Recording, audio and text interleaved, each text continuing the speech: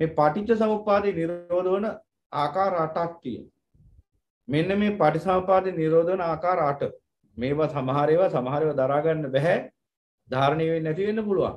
හැබැයි මේක දැන ගැනීම මේ ධම් ඥානිය වක් වෙන්නේ කොහොම සූත්‍රයෙන් කියන මේ කාරණා මේ අහවල් සූත්‍රෙ මෙහෙම තිබුණා යනාදි වශයෙන් ඔබට ධාරණය නොවෙන්න පුළුවන්.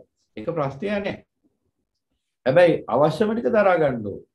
ආස්වාදයේ ආදීනව කොහොමද දකින්නේ කියන ධර්මයේ දරා ගන්න ඕන. මේ බහුල වශයෙන් මේ විස්තරාත්මකව මේ ධර්මයේ පෙන්වා දෙමින් ඔබට ලං කරලා දෙන්න බලාපොරොත්තු වෙන්නේ ධර්ම ඥානිය. එතකොට ඔබ පද වශයෙන් මතක නැති වුණත් ඔබ දන්නවා මෙහෙම දෙයක් සිද්ධ වෙනවා. මෙන්න මෙහෙම තමයි පටිසමුපාදේ නිරුද්ධ වෙන්නේ කියලා. එහෙනම් පටිසමුපාදේ නිරුද්ධ වෙන ආකාර 8ක් තියෙනවා. ඒ ආකාර 8ත් අපි කෙටියෙන් නමු සාකච්ඡා කරමු. නිදාන නිරෝධේන අවිජ්ජා නිරුද්ධති. දැන් ඒ 8ම කියලා ඉන්නම්. නිදාන නිරෝධේන අවිජ්ජා නිරුද්ධති. සමුදය නිරෝධේන අවිජ්ජා නිරුද්ධති. ජාති නිරෝධේන අවිජ්ජා නිරුද්ධති. පභව නිරෝධේන අවිජ්ජා නිරුද්ධති. හේතු නිරෝධේන අවිජ්ජා නිරුද්ධති.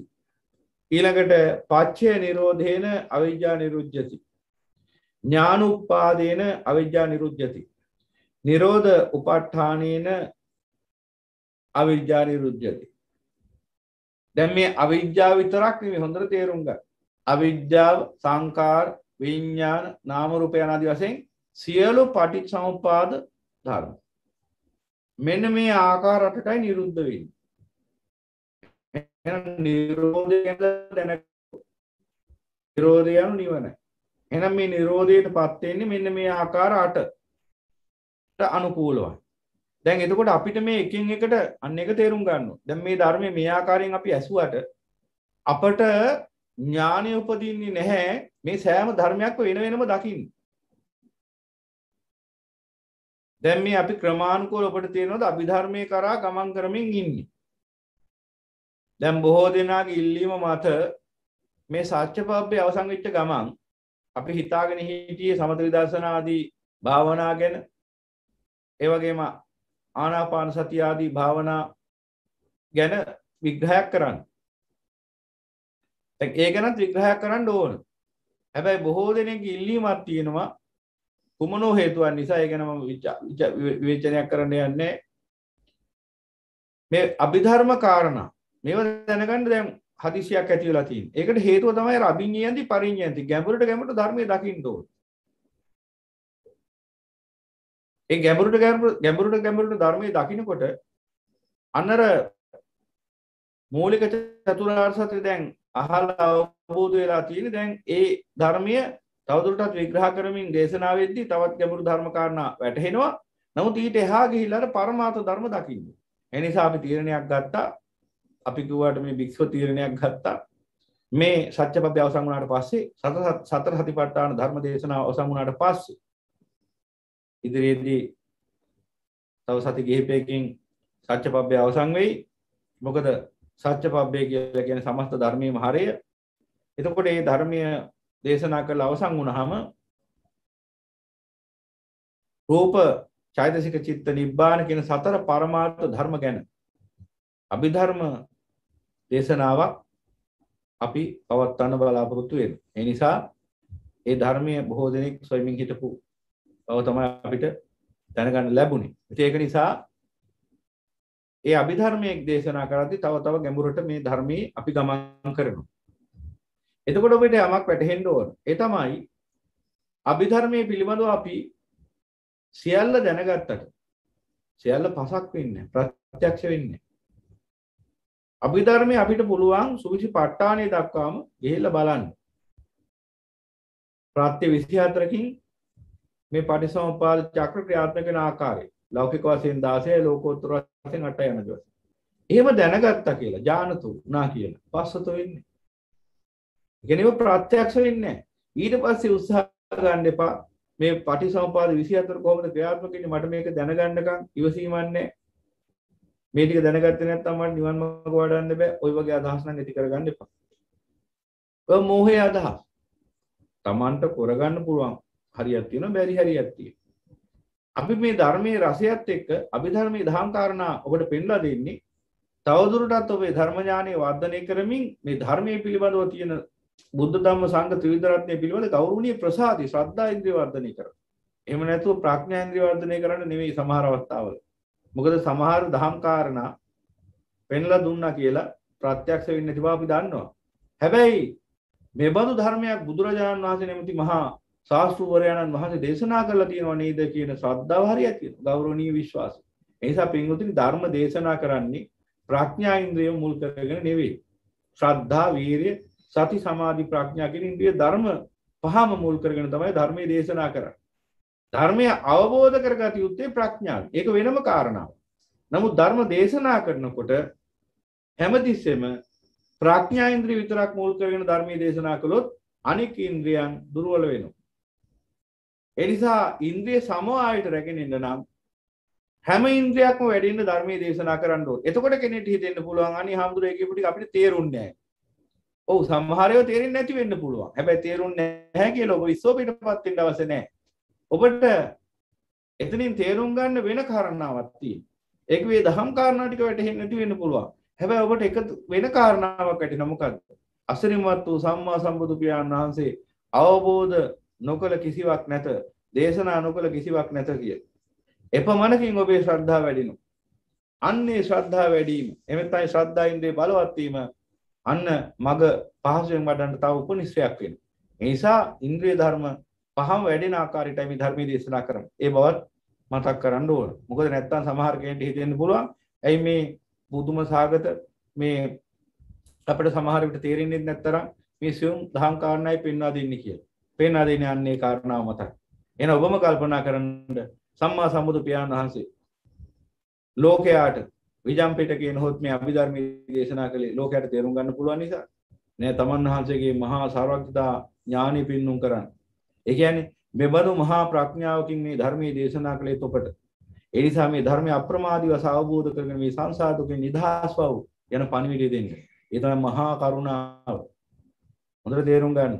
අභිධර්මයේ දේශනා කරන්නේ මහා කරුණාව මුල් කරගෙන. මහා ප්‍රඥාවෙන් තමයි ධර්මයේ දේශනා කරන්නේ. හැබැයි මහා කරුණාවෙන්. ඒ කියන්නේ සර්වඥතා ඥානීය තියෙන අසිරිය ලෝකයට පෙන්වන්න. එහෙම නැතුව ඒ ධර්ම කොටස අවබෝධ කරගන්න කියලා හිතාගෙන නෙමෙයි. එහෙම වෙන්නේ නැහැ. සාරිපුත්යන් වහන්සේටවත් බැරි වුණා සම්මා සම්බුදු පියාණන් වහන්සේ දේශනා කරපු ඒ මහා විජාම් පිටකය 100%ක්ම දරා ගන්න.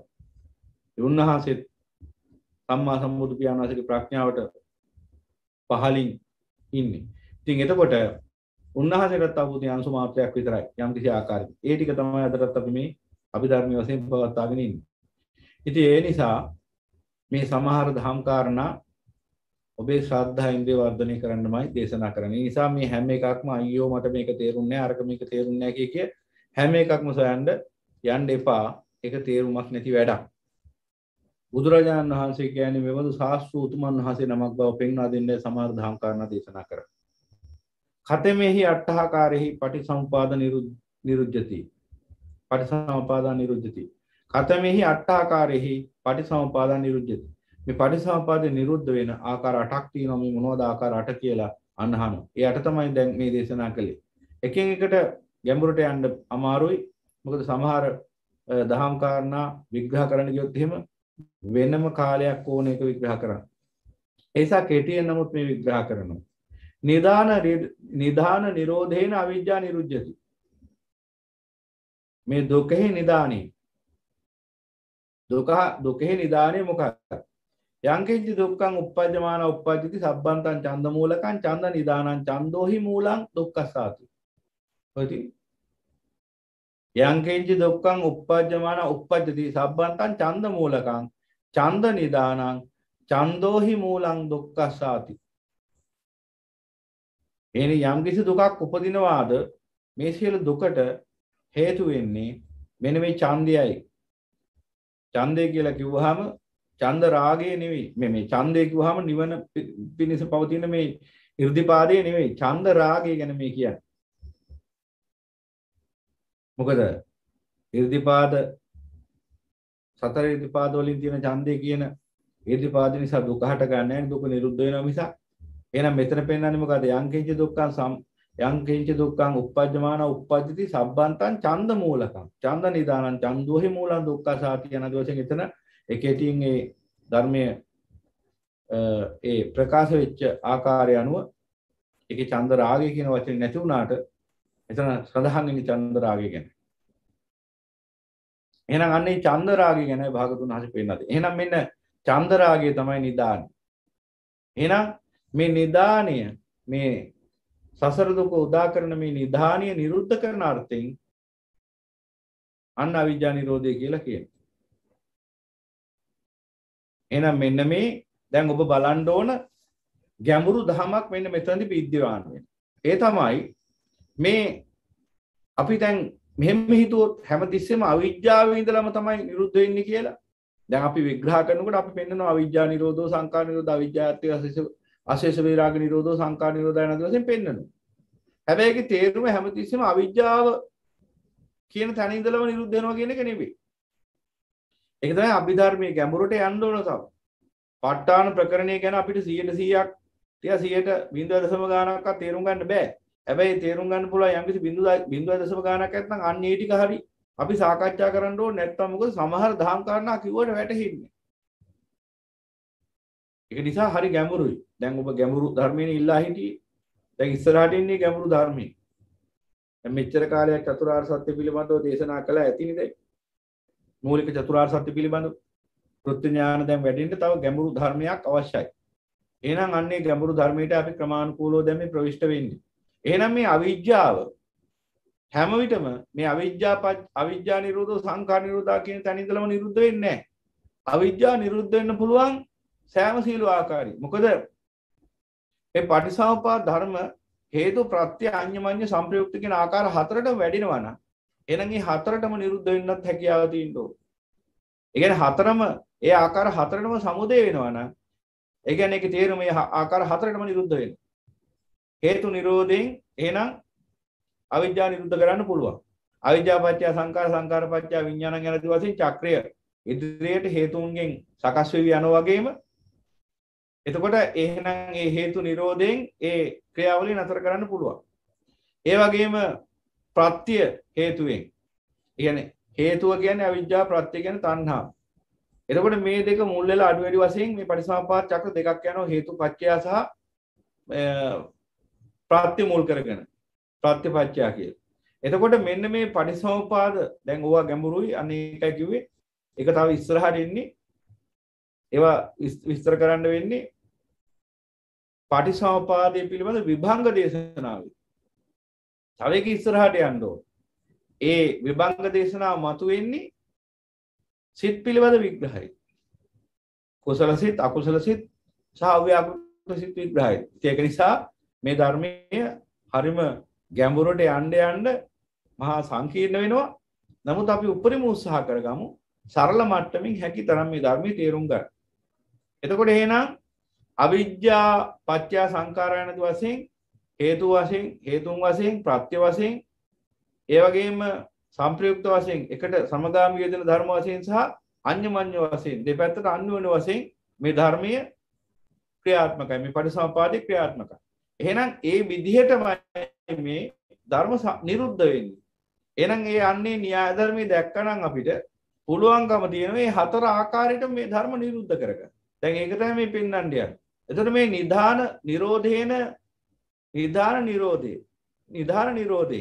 නිධාන නිරෝධේන අවිජ්ජා නිරුද්ධති. එහෙනම් චන්දරාගය තමයි නිධානි. මේ සසරේ. මෙන්න මේ චන්දරාගේ නිරුද්ධ වුණාම ඒකේ මේ ආස්වාදයේ කෙරෙහි තියෙන කැමැත්තෙන් මේ ඇති වෙලා තියෙන ඇසුරු කිරීම. යම්කිසි ආස්වාදයක් කැමැත්තෙන් ඇසුරු කරන ලෝක සත්‍යය. මෙන්න මේ කැමැත්තෙන් ආස්වාදය ඇසුරු කිරීමේ ස්වභාවය තමයි ඡන්ද රාගය කියන්නේ. ඡන්දය කියන්නේ කැමැත්ත. රාගය කියන්නේ ඇසුරු කරන ආස්වාදයේ පිණිස. එහෙනම් කැමැත්තෙන් ආස්වාදයේ පිණිස ඇසුරු කිරීමේ ස්වභාවය ඡන්ද රාගය. ඉතින් මේ ඡන්ද රාගය සකස් වෙලා තියෙන්නේ අවිජ්ජා තෘෂ්ණා දෙකේම සම්මිශ්‍රණයක් වශයෙන්. එහෙනම් බලන්න අන්නේ ඡන්ද රාගය නිරුද්ධ වෙනකොට මොකද වෙන්නේ? ඒ සංප්‍රයුක්ත සහ අඤ්ඤමඤ්ඤ ධර්ම වශයෙන් අවිජ්ජාවයි තණ්හාවයි නිරුද්ධ වෙනවා.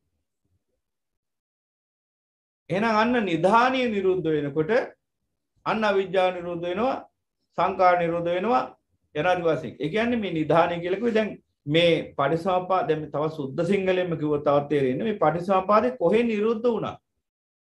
සියල්ල නිරුද්ධ වෙන බව මේ පෙන්ලා දෙන්නේ. ඒ නිරුද්ධ වෙන ආකාර 8ක් තමයි මේ පෙන්වා දෙන්නේ.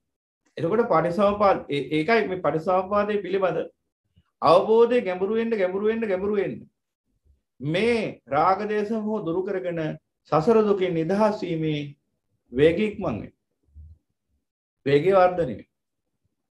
අප්‍රමාදීව රාග දේශ මොහ දුරු කර ගැනීම ඥාන පහළ වෙන්න ගන්නවා. ඉතින් ඒක නිසා මේ ධර්මීය සියුම් වෙන්න පුළුවන්, ගැඹුරු වෙන්න පුළුවන්. හැබැයි කොහොම හරි අපි තේරුම් ගන්න උත්සාහ ගන්න ඕන අපිට තේරුම් ගන්න හැකි මට්ටමෙදි. තේරුම් ගන්න බැරි මට්ටම් දක්වා දුක් විඳින්න අවශ්‍ය නැහැ. දැන් ඔබටම තේරෙනවනේ යමක් බැලුවාම තේරුම් ගන්න පුළුවන් දේවල් තියෙනවා අපිට ලෝකේ බැරි දේවල් තියෙනවා. බැරි දේවල් වලට උත්සාහ දරන්න ඕනේ නැහැ. හැබැයි Tamanට තේරෙනවා නම් මේ ධර්මයේ මට මෙන්න මේ මට්ටමට තේරුම් ගන්න පුළුවන් කියලා. ඒ මට්ටමට තේරුම් ගත්තට කමන්නේ. දැන් උදාහරණයක් අපි මොහොතේ පීනන්න යනවා. මොහොතේ පීනන්න ගියා අපිට තේරෙනවා මේ මට්ටමට මට පීන ගන්න පුළුවන්. එතනින් එහාට පීනන්න යන්නේ. එතනට ගිහිල්ලා ආපහු හැරිලා එනවා. වැවක පීනන්න ගියත් අපිට තේරෙනවා මෙන්න මේ මට්ටමට මට යන්න පුළුවන්. මීට වඩා යන්න බෑ කියලා. ඉතින් එහෙනම් ඒ ආයුතු දුර කුමක්ද කියලා අපිට කියන්න බෑ. ඒක ඔබට ගෝචර වෙන්න ඕන එක. ඔබ දැනගන්න ඕන ඔබේ ප්‍රඥාවෙන් කොච්චර දුරකට ධර්මය ගෝචර කරගන්න පුළුවන්ද? එහෙම තෝරගන්න නැතුව අපි හිතමුකෝ පිහිනුම් දක්ෂයෙක් ඉන්න හොඳ පිහිනුම් සූරේ. එයා පිහිනනවා සෑහෙන දුරක්. Tamanට එහෙම සූරත්වයක් නැහැ. හැබැයි අර අනික් පුද්ගලයා පිහිනන දිහා බලාගෙන තමනුත් කල්පනා කරමු මටත් මේ විදිහට දුර පිහිනන්න පුළුවන් කියලා. අනිවාර්යෙන් ගිහිල්ලා මැරෙන්නත් සිද්ධ වෙන්න පුළුවන්. එනිසා අන්න එකගේ පච්චත්තං වේදිතබ්බෝ විඤ්ඤෝහි තම තමන්ට නැනපමණට අවබෝධ කරගන්න පුළුවන් දුරක් තියෙනවා, අවකාශයක් තියෙනවා මේ ධර්මයේ තුල. අන්නේ දුරවකාශය දැනගත්තා නම් අන්න තමන්ට පුළුවන්කම ලැබෙනවා ඒ මට්ටමට දැන කියාගෙන සෑහීමකටපත් වෙන්න. එහෙම නොවුනොත් එහෙම වෙන්නේ අර ප්‍රශ්නේ තමයි ගිහිල්ලා මැරෙන්න සිද්ධ වෙන්න පුළුවන්. ඒ නිසා පින්වතුනි මේ ධර්මයේ සංකීර්ණයි සමහර තැන්වලදී දැන් මේ නිධාන අට්ඨේන කියන තැනදී පෙන්වන නිධාන නිරෝධයෙන් මේ අවිජ්ජාව දුරු වෙනවා. අවිජ්ජාව විතරන්නේ පටිසම්පාද ධර්ම සියල්ලම නිරුද්ධ වෙනවා. එහෙනම් මෙන්න මේ නිධාන නිරුද්ධ වෙනකොට අඤ්ඤමඤ්ඤ වශයෙන් සම්ප්‍රයුක්ත වශයෙන් යනාදී වශයෙන් සෑම සීල ආකාරයක්ම ක්‍රියාත්මක වෙලා මේ අවිජ්ජා නිරුද්ධ වෙනවා. දැන් එක පැත්තකින් තණ්හාව නිරුද්ධ වෙනකොට එතනින් මෙහා පැත්තට ස්පර්ශයේ සිට අඤ්ඤමඤ්ඤ වශයෙන් නිරුද්ධ වෙන්න පටන් ගන්නවා. මොකද තණ්හාව දුරු වෙනකොට අවිජ්ජාව පෝෂණය වෙන මාධ්‍යයක් නැතු වෙනවා. අවිජ්ජාව පෝෂණය වෙන්නේ තණ්හාවෙන්. තණ්හා පෝෂණය වෙන්නේ අවිජ්ජාවෙන්. නමුත් මේ දෙකේ මූල බල හේතු වෙන්නේ අවිජ්ජාව. ඒ නිසා හැමතිස්සෙම අවිජ්ජාව මූල කරගෙන තණ්හාව පවතිනවා. නමුත් තණ්හාවෙන් අවිජ්ජාවත් ඇතිවෙනවා. එහෙනම් යම් කිසි ආකාරයකින් තණ්හාව දුරු වෙනකොට චන්දරාගය දුරු වෙනකොට මොකද වෙන්නේ? ආස්වාදයේ කෙරෙහි තියෙන කැමැත්තෙන් ඇති කරගත්තා වූ ආස්වාදයේ පිළිබඳේ චන්දරාගය දුරු වෙනකොට මොකද වෙන්නේ? ඒ හිත කැමැත්තෙන් ඇති කරගත්තා වූ ඇසුරු කිරීම දුරු වෙනකොට මොකද වෙන්නේ? අන්න අනිත් පැත්තෙන් අවිජ්ජාව දුරු වෙනවා. අවිජ්ජාව දුරු වුණා කියන්නේ ආපහු අනිත් පැත්තට අවිජ්ජා නිරෝධ සංකාර නිරෝධ කියලා සියල්ලම නිරුද්ධ වෙනවා. එහෙනම් මේ චක්‍රේ කොහෙන් නිරුද්ධ වුණත් සියල්ල නිරුද්ධ වෙනවා. ඒක තමයි අර 74ක් සහ 77ක් සහ 44ක් පටිසම්පාද ධර්ම තුලින් අපි දකින්නේ. ඥාන තුලින් අපි දකින්නේ. ඔබට මේ ඉස්සෙල්ලා පැහැදිලි කරා 77ක් පටිසම්පාද ඥාන සහ 44ක් පටිසම්පාද ඥාන ගැන. එහෙනම් මෙන්න මේ ඥාන තුලින් විග්‍රහ වෙන ඔන්න ඔය අතහතේ තමයි. ඉතින් එහෙනම් පින්වතුනි නිධාන නිරෝධේන නිධානයේ නිරුද්ධ වුණාම පටිසම්පාදේ නිරුද්ධ වෙනවා. මම ඊට වඩා ගැඹුරට ඒක විග්‍රහ කරන්න යන්නේ නැහැ. සමහරවල්ලාට සංකීර්ණ වෙන්න පුළුවන් නිසා ඔබට. එහෙනම් නිධානය කියලා කිව්වේ මේ දුකට මුල් වෙච්ච යම්කිසි නිධානයක්. අපි දන්නවා රෝගයකට නිධානයක් තියෙනවා. ඒ රෝගේ නිධානය අයින් කරේ නැතුව රෝගේ මතු පිටින් කොච්චර බෙහෙත් කරත් වැඩක් නැහැ. රෝගය අවසන් වෙන්නේ නැහැ. එහෙනම් රෝගේ නිධානය අයින් කරාමයි රෝගය අවසන් වෙන්නේ. එහෙනම් මෙන්න මේ චන්දරාගය නිධානීය වශයෙන් පවතිනවා. මේ සකල ලෝක සත්‍යම ඉස්සලත පැහැදිලි කරේ. නැවත නැවත මේ මෙරි උපදින්නේ අවිජ්ජාවෙන් තෘෂ්ණාවෙන් ඇයි කියලා බැලුවාම ආස්වාදයේ කෙරෙහි තියෙන චන්ද රාගය නිසා. ඉතින් ආස්වාදයේ කෙරෙහි චන්ද රාගය පවත්තන් යන්නේ කුමකින්ද කියලා බැලුවම අවිජ්ජාව තෘෂ්ණාව. බලන්න එකට එකක් ඒවා හේතුඵල වශයෙන් එකට එකක් සංප්‍රයුක්ත අඤ්ඤමාඤ්ඤ වශයෙන් එකට එකක් දෙපැත්තටම ගමන් කරන ධර්ම. අර පොඩි උපමාවකින් කිව්වොත් අර කන නිසා මහත් වෙනවා. මහත් වෙන නිසා වැඩිපුර ආය කන. වැඩිපුර කන නිසා ආය මහත් වෙනවා. ආය වැඩිපුර මහත් වෙන නිසා ආය වැඩිපුර කනවා. මේ විදිහට දැන් මේක හේතුඵල වශයෙන් එකට එකක් සංප්‍රයුක්ත අඤ්ඤමඤ්ඤ වශයෙන් වැඩින ධර්ම දෙකක්. මේ වගේ අවිජ්ජා නිසා තණ්හා වැඩිනවා. තණ්හා නිසා අවිජ්ජා වැඩිනවා. යනාදී වශයෙන් මේ ධර්ම එකට එකක් පවතිනවා. මේ අවිජ්ජාවේ තණ්හාවේ දෙකේම පොදු ස්වභාවයට තමයි චන්දරාගය කියලා කියන්නේ. ගැඹුරින් බැලුවා. ඉතින් ඒක නිසා මෙන්න මේ චන්දරාගය කියන නිධානය හිතින් දුරු වෙන්නේ නැත්තම් අන්න පටිසමුපාදේ නිරුද්ධ වෙන්නේ. එහෙනම් චන්දරාගය නිරුද්ධ වුණාද? ඒක වෙන්නේ නිදාන නිරෝධේන. එහෙනම් අවිජ්ජා නිරුද්ධති. ඊළඟට සමුදය නිරෝධේන අවිජ්ජා නිරුද්ධති. අන්න බලන්න සමුදය. දැන් සමුදය කියලා කියන්නේ ඒකම. දැන් සමුදය කියලා කියන්නේ එහෙමනම් මෙන්න මේ මොකද්ද? යයන් තණ්හා පෝනෝ භවික නන්දිරාග සගත తත්‍ර తත්‍රාපි නන්දනි සයති තං කාම තණ්හා භව තණ්හා විභව තණ්හා. ඒ තමයි සමුදය. එහෙනම් එතන තියෙන්නේ තේ චන්දරාගෙම තමයි වෙන විදිහකට බලන්න. යයන් තණ්හා පෝනෝ භවික නන්දිරාග සගත తත්‍ර తත්‍රාපි නන්දනි. ඒ තන්හි ඇලි ඇලි ඒ තන් අභිනන්දනය කරන්නා වූ මේ තණ්හාව මේ ඇල්ම අන්න ඒක තමයි සමුදය. එහෙනම් අන්න එතන තණ්හාව කියන අර්ථයෙන් පෙන්නනවා. ඇල්ම ඇලෙන ස්වභාවය.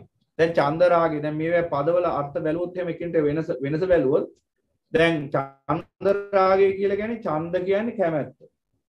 රාගය කියන්නේ ආස්වාදයේ පිණිස ඇසුරු කිරීම. එහෙනම් චන්දරාගය කියන්නේ කැමැත්තෙන් ආස්වාදයේ පිණිස ඇසුරු කිරීමේ ස්වභාවය. හැම හිතකම පවතින මේ ස්වභාවය. ආස්වාදයේ ඇසුරු කරන්න කැමැති. ඒක බොහොම උමනාවෙන් කරන දෙයක්. අන්න එකට කියන චන්දරාගයෙන්. ඉතින් අන්න ඒකයි ධර්මයේ අහනකොට රාගය නැති වෙන්නේ. ඡන්දේ විතරක් ඉතුරු වෙන්නේ. ඇයි ඒ? ධර්මය අහන්නේ ආස්වාදයේ පිණිස නෙවෙයි. අනබර වෙනස. දැන් ඔබ ගීතයක් අහන. ගීතය අහනකොට ගීතය අහන්නේ චන්දරාගය. බණ අහන්නේ ඡන්දේ. මොකද මේකේ වෙනස? ගීතය ශ්‍රවණය කිරීමෙන් බලාපොරොත්තු වෙන්නේ ආස්වාදය. බණ ඇසීමෙන් බලාපොරොත්තු වෙන්නේ අවබෝධය. දෙකම ශ්‍රවණ මාධ්‍ය. එහෙනම් අන්න ගීතය අහනකොට චන්දරාගය මුල් වුණා. බණ අහනකොට ඡන්දේ මුල් වුණා. අන්න එහෙනම් චන්දරාගය කියන්නේ මොකද්ද කියලා දැන් වැටහෙනවා ඇති. දැන් ගීතය අහන්නත් කැමැත්තක් තිබුණා. බණ අහන්නත් කැමැත්තක් තිබුණා. එහෙනම් කැමැත්ත තමයි ඡන්දේ කියන්නේ. දැන් කැමැත්ත නොතිබුණා නම් බණ අහන්නත් බෑ. දුර බැහැර ඉඳලා එහෙනම් බණ අහන්න ඉන්නේ. සියලු වැඩ පසකින් තියවලා මේ කාල වේලාව වෙන් කරගන්න නැණි බණ අහන්න. එහෙනම් බණ අහන්නත් කැමැත්ත තියෙන්න ඕන. ඒ වගේම තමයි අර ගීතය අහන්නත් කැමැත්ත තියෙන්න ඕන. හැබැයි ගීතය අහන්න කැමැත්ත විතරක් තිබිලා මදි. ගීතය අහන්න රාගයක් තියෙන්න ඕන. නැත්තම් ඒ ගීතය නිකන් සද්දයක් විතරක් වෙනවා. මොකද ගීතය කියලා කියන්නේ මුහුදු තිරිසන් මාධ්‍යයක්. එතකොට ඒකේ තියෙන්නේ යම්කිසි ආකාරයක තිරිසන් රසය එහෙම නැත්නම් ශබ්ද රසය මුල් කරගෙන ගීතය නිර්මාණය වෙන්නේ. එතකොට ඒකේ අර්ථ රසය තමයි ප්‍රඥාවෙන් දැනගන්න වෙන්නේ. එහෙමනම් නමුත් බොහෝ දෙනා ගීතයක් රස විඳිනවා කියලා කියන්නේ ඒකේ තියෙන අර්ථ රසය දැනගෙන එයින් ඥානෙ උපදව ගන්න එකට නෙවෙයි. ඒකේ තියෙන තාල රටාවට සවන් දීලා විනෝදයක් ලබන එක. එහෙනම් ගීතයක් කෙනෙක් රස විඳින්නේ අන්නර ඡන්දයත් රාගයත් දෙකම මිශ්‍ර වෙච්ච ස්වභාවයක. ඒක නිසා කෝ ඡන්ද රාගය කියන්නේ. ඒ කියන්නේ කැමැත්තක් තියෙනවා ආස්වාදයක් බලාපොරොත්තු වෙනවා. අන්න ඡන්ද රාගය. දැන් බණහද්දී කැමැත්ත විතරයි තියෙන්නේ ආස්වාදයක් බලාපොරොත්තු වෙන්නේ. ඒ නිසා ඡන්දේ තියෙනවා රාගේ නෑ. එහෙනම් අන්නේ බව තේරුම් ගන්න ඕන. එතකොට තණ්හා කියන්නේ මොකක්ද කියන්නේ? තණ්හා කියන්නේ ඇලෙන ස්වභාවය. මේ ඇලෙන ස්වභාවයට තණ්හා කියනවා. ඇල්මක් ඇති වෙන ස්වභාවය. ඉතින් එහෙනම් චන්දරාගයයි තණ්හායි කියන්නේ එකයි වගේ පෙවුනට එකම නෙමෙයි. පොඩි වෙනසක් තියෙනවා. ඒ පදවල අර්ථවල. දැන් පැහැදිලිව ඔබට වැටහෙනවා එහෙම පැහැදිලි පෙන්ලා දුන්නාම. එහෙනම් තණ්හාව කියන්නේ මේ ඇලෙන ස්වභාවය. ඇල්මක් හට ගන්න ස්වභාවය. මේ ආස්වාදයේ කිරී පවතින ඇල්ම. අර චන්දරාගය කියන්නේ කැමැත්තෙන් ආස්වාදයේ ඇසුරු කිරීම. ඇල්ම කියලා කියන්නේ ඒ ආස්වාදයේ කිරී තියෙන මේ තණ්හාව කියලා කියන්නේ ඒ ආස්වාදයේ කිරී තියෙන ඇල්ම. ඒ ආස්වාදයේ අල්ලගෙන ඉන්න කැමැති ස්වභාවය. ඒකට කියනවා ඇල්ම. එහෙනම් සමුදය නිරෝධය සමුදය නිරෝධට්ඨේන සමුදය නිරෝධේන අවිජ්ජා නිරුද්ධති. එහෙනම් මෙන්න මේ සමුදය කියනවා මෙන්න මේ එහෙනම් මේ තණ්හාවට භාගතුන් වහන්සේ. සමුදය. එතකොට එහෙනම් සමුදය නිකම්ම නිරුද්ධ වෙනවා නෙවෙයි ඒකත් දැනගන්න ඕන. සමුදය නිරුද්ධ වෙන්න නම් මුල අවිජ්ජාවත් නැසෙන්න ඕන. මේ හැම විදිහටම කියන්නේ එකමයි කියලා වැටහෙන්න ඕනකොට. මේ හැම විදිහටම භාගතුන් වහන්සේ පෙන්වා දෙන්නේ මේ අමා ධර්මයේ විවිධ පරයයන්. ඒ අසමසම මහා ඥාණයෙන් පෙන්ලා දුන්නා. එහෙනම් අපි මේ දහම් සමහර දහම් කාරණාවට පෙන්ලා දෙන්නේ තේරුම් ගන්න පුළුවන් නිසාම නෙවෙයි. අපටත් තේරුම් ගන්න පුළුවන් නිසා හෝ ඔබට තේරුම් ගන්න පුළුවන් නිසා නෙවෙයි. සම්මා සම්බුදු පියාණන් වහන්සේ මොනතරම් ගැඹුරු තැනක ඉඳගෙන මොනතරම් මහා ප්‍රඥාවකින් මොනතරම් පරයයන්ගෙන් මේ ධර්මයේ පෙන්වා දීලා තියෙනවද කියලා ඔබ තුල ශ්‍රද්ධාව ඇති කරගන්න. අන්න ඒ බව තේරුම් ගන්න ඕන. එහෙනම් සමුදය නිරෝධේන අවිජ්ජා නිරුද්ධති. එහෙනම් අනර තණ්හාව නිරුද්ධ වුණා නම් අන්න අවිජ්ජාවත් නිරුද්ධ වෙනවා. ඒ විතරක් නෙවෙයි. දැන් මේ අවිජ්ජාව ගැන විතරක් පැහැදිලි කරාම අවිජ්ජාව ගැන විතරක් කියනවා කියලා හිතන්න එපා. ওই විදිහට මේවාන් උපසංහත. ওই විදිහටම අවිජ්ජා සංකාර විඥාන නාම රූප සලආයතන වශයෙන් සියලු ධර්මයන් ඔබ නුවණින් දකින්න ඕන. මොකද එකින් එකට විග්‍රහ කරන්න කාලේ නැහැ. එකක් අරන් පැහැදිලිව පෙන්ලා දුන්නාම ඊටු ටිකත් ඔබ දකින්න ඕනේ. එහෙනම් මේ කියන අට ආකාරයටම අවිජ්ජාව විතරක් නෙවෙයි. සංකාර, නාම, විඥාන, නාම රූප සියල්ල නිරුද්ධ වෙනවා. කොහොමද ඔබ දන්නවා? පරිසම්පාදේ කොතනින් නිරුද්ධ වුණත් දෙපැත්තටම නිරුද්ධ වෙනවා. ඒක තමයි පරිසම්පාදේ ප්‍රධාන ලක්ෂණය. හැබැයි කාටත් ලේසියෙන් සිඳින්න පුළුවන් තැන අවිජ්ජාවයි. අර පරිසම්පාදේ ඕන තැනකින් නිරුද්ධ කිරීමේ හැකියාව තියෙන්නේ ඊට සරිලන ආකාරයේ ධර්ම ඥානයක් කඩිච්ච කෙනෙක්ට විතරයි. ඉතින් එහෙම නැති කෙනෙක්ට පරිසම්පාදේ සියලු තැන් වලින් නිරුද්ධ කරගන්න බෑ. කිව්වට ඒක තේරෙන්නේ නැහැ. එහෙනම් කාටත් ලේසියෙන් මේ පරිසම්පාදය නිරුද්ධ කරන්න පුළුවන් ක්‍රමවේදය තමයි මෙන්න මේ අවිජ්ජාව නැසනේ. මේ කාමයේ ආස්වාදයේ සැපයි කියන මූලාසහගත මානසිකත්වය දුරු කරන එක. ඒක දුරු කරන්න එකම ක්‍රමයයි තියෙන්නේ. ඒ තමයි හැමතිස්සෙම මෙන්න මේ ආස්වාදයේ ආදීනව අනිත්‍ය වශයෙන් දුක් වශයෙන් අනාත්ම වශයෙන් අසුභ වශයෙන් නුවණින් දකිමින් වාසය කිරීම. ඒක තමයි මූලික ක්‍රමවේදය. හැබැයි මේ පෙන්වා දෙන්නේ කෘත්‍ය ඥානය යටතේ අන අභිඤ්ඤයන්ති පරිඤ්ඤය. තව ගැඹුරට ගිහිල්ලා මේ ධර්මයේ දකින්න පුළුවන් ආකාරය. එහෙනම් අපි මේ කියන දහම් ව්‍යාකරණ එකෙන්කට අපිට ගෝචර වෙන තරමට මේ පරිසම්පාදේ නිරුද්ධ කර ගැනීම හැකියාව නිරුද්ධ වීමේ සම්භාවිතාව පවතිනවා. එහෙනම් පිටුතුන සමුදය නිරෝධේන අවිජ්ජා නිරුද්ධති. ඊළඟට ජාති නිරෝධේන අවිජ්ජා නිරුද්ධති. ජාති නිරෝධේන අවිජ්ජා නිරුද්ධති. දැන් එතනත් එහෙම එකක් පෙන්නනවා. මේ මොකද පෙන්නන්නේ? ජාති. දැන් ජාතිය කිව්වහම අපි දන්නවා භවපච්චය ජාති. දැන් ජාතිය තියෙන නිසානේ අවිජ්ජාව පවතින්නේ. එහෙනම් ජාතිය යම් තාක්කල් පවතිනවද? දැන් මේ පෙන්වන්නේ මේ පටිච්චසමුප්පාද ධර්ම සියල්ල නිරුද්ධ වෙන ආකාර 8ක්. ඔයක තේරුම් ගන්න ඕනේ. දැන් ඒකට ජාතියක් නැති තැන පටිච්චසමුප්පාද ධර්ම සමුදය වෙන්න හේතුවක් නැහැ. ජාතිය නොමැති තැන. එහෙනම් එතන අවිජ්ජාව නැහැ. ජාතිය නොමැති තැන අසංකතේ. අසංකතේ කොයින්ද? පටිච්චසමුප්පාද. එහෙනම් අර ජාතිය නිරුද්ධ වෙච්ච තැනත් අවිජ්ජාව ඇතුළේ පටිච්චසමුප්පාද ධර්ම ක්‍රියාත්මක වෙන්නේ නැහැ. එවං උපසංගති අවිජ්ජාව සිට ඊතුරු ධර්ම ගැනත් ඒ විදිහටම නුවණින් දකින්න යම් ජාතියක් කිව්වේ යම්කිසි හට ගැනීම. අවිජ්ජාවේ හට ගැනීම. අවිජ්ජාවේ ජාතිය. සංකාරයේ හට ගැනීම. සංකාරයේ ජාතිය. විඥානයේ හට ගැනීම. විඥානයේ ජාතිය. ඔහොමම ගියාම අවසානයේ භවයේ හට ගැනීම භවයේ ජාතිය. ජාතිය හට ගැනීම ජාතියේ ජාතිය. ජාතියත් හට ගන්න. ඒකයි ජාති ධර්ම කියන්නේ. ඒකත් ඇවිල්ලා යම්කිසි ආකාරයක සමුදය ධර්මයක්. එහෙනම් ජාතිය අවසන් වෙච්ච තැන අවිජ්ජාව නිරුද්ධයි. සංකාරات නිරුද්ධයි. විඥානත් නිරුද්ධයි. ඒ සදාතනික නිවනයි. මේ හැම තැනකම බලන්නේ නිරෝධේන කියන අර්ථයේදී. නිරෝධය කිව්වේ නිවනයි. ඒ කිව්වේ නිධානයේ නිරුද්ධ වෙච්ච තැනත් නිවන. සමුදය නිරුද්ධ වෙච්ච තැනත් නිවන. ජාතිය නිරුද්ධ වෙච්ච තැනක් නිවන. ඊළඟට පබව නිරෝධේන අවිජ්ජා නිරුද්ධති. පබව ප්‍රභවය ඒ ධම්මා යනාදි වශයෙන් ඒ ධම්මා බුදුරජාණන් වහන්සේගේ ප්‍රධාන ශ්‍රාවකයෙක් වෙච්ච අස්සජී මහරහතන් වහන්සේ සාරිපුත්‍රයන් වහන්සේට දේශනා කරන මේ ධම්මා හේතු පබව හේතුවකින් ප්‍රභව වෙන්නේ ධර්ම. අන ප්‍රභවය කියන්නේ හට ගන්නවා. යමක් ප්‍රභව වෙනවා කියන්නේ හට ගන්නවා. එහෙනම් මෙන්න මේ ප්‍රභවය කියන හේතුව නිරුද්ධ වුණාම මේ යමක් හට ගන්න දර නිබ්බන්තිය පෙන්වන්නේ ඒ ප්‍රභවය කියන එක. නිබ්බන්තිය පෙන්වන්නේ තන ප්‍රභවය. දැන් ඔබම දැක්කනේ මේ හේතු පහක් තියෙනවා කියලා මෙතන අවිජ්ජා, තණ්හා, කර්මාහාර, නිබ්බත්‍ය ආදී වශයෙන්. එහෙනම් මෙන්න මේ හේතු එකින් එක වෙන වෙනම අපි සාකච්ඡා කරනකොට මෙන්න මේ අට ආකාරය අපිට පේන්න ගන්නවා.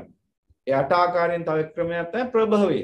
ඒ කියන්නේ යමක හටගැන්ම නතර කරගන්න පුළුවන් නම් අන්න එතන තියෙන නිරෝධය. එහෙනම් අවිජ්ජාව දැන් අර එකම අර්ථය බලන්නකො දැන්. සියුම් අර්ථ සියුම් තැන් වලින් වෙනස් වෙන්නේ. දැන් ජාතිය කියන්නේ ප්‍රභවය කියන්නේ දැන් එකම අර්ථයක් නෙමෙයි පෙන්වන්නේ. ජාතිය කියලා අදහස් කරන්නේ මේ ඉපදී. ප්‍රභවය කියන්නේ පහළ වීම, හට ගැනීම. ඉතින් ඒක නිසා අපි දකින්න ඕන මේ සියුම් දහම් කාරණා තියෙනවා මේ ඇතුලේ. සියලු සියුම් දහම් කාරණා අපේ ප්‍රඥාවට ගෝචර වෙන්නේ නැහැ. මොකද සම්මා සම්බුදු පියාණන් සාරවන්තිතා ඥාණයෙන් දැක්ක ධර්මය අපිට ඒ ආකාරයෙන්ම දකින්න හැකියාවක් නැහැ. නිසා අපි තුනේ අපිට ගෝචර වෙන මට්ටමින් අපි දකිමු. එහෙනම් මේ ප්‍රභවය කියලා කියන්නේ මේ යමක් හට ගන්න ස්වභාවය.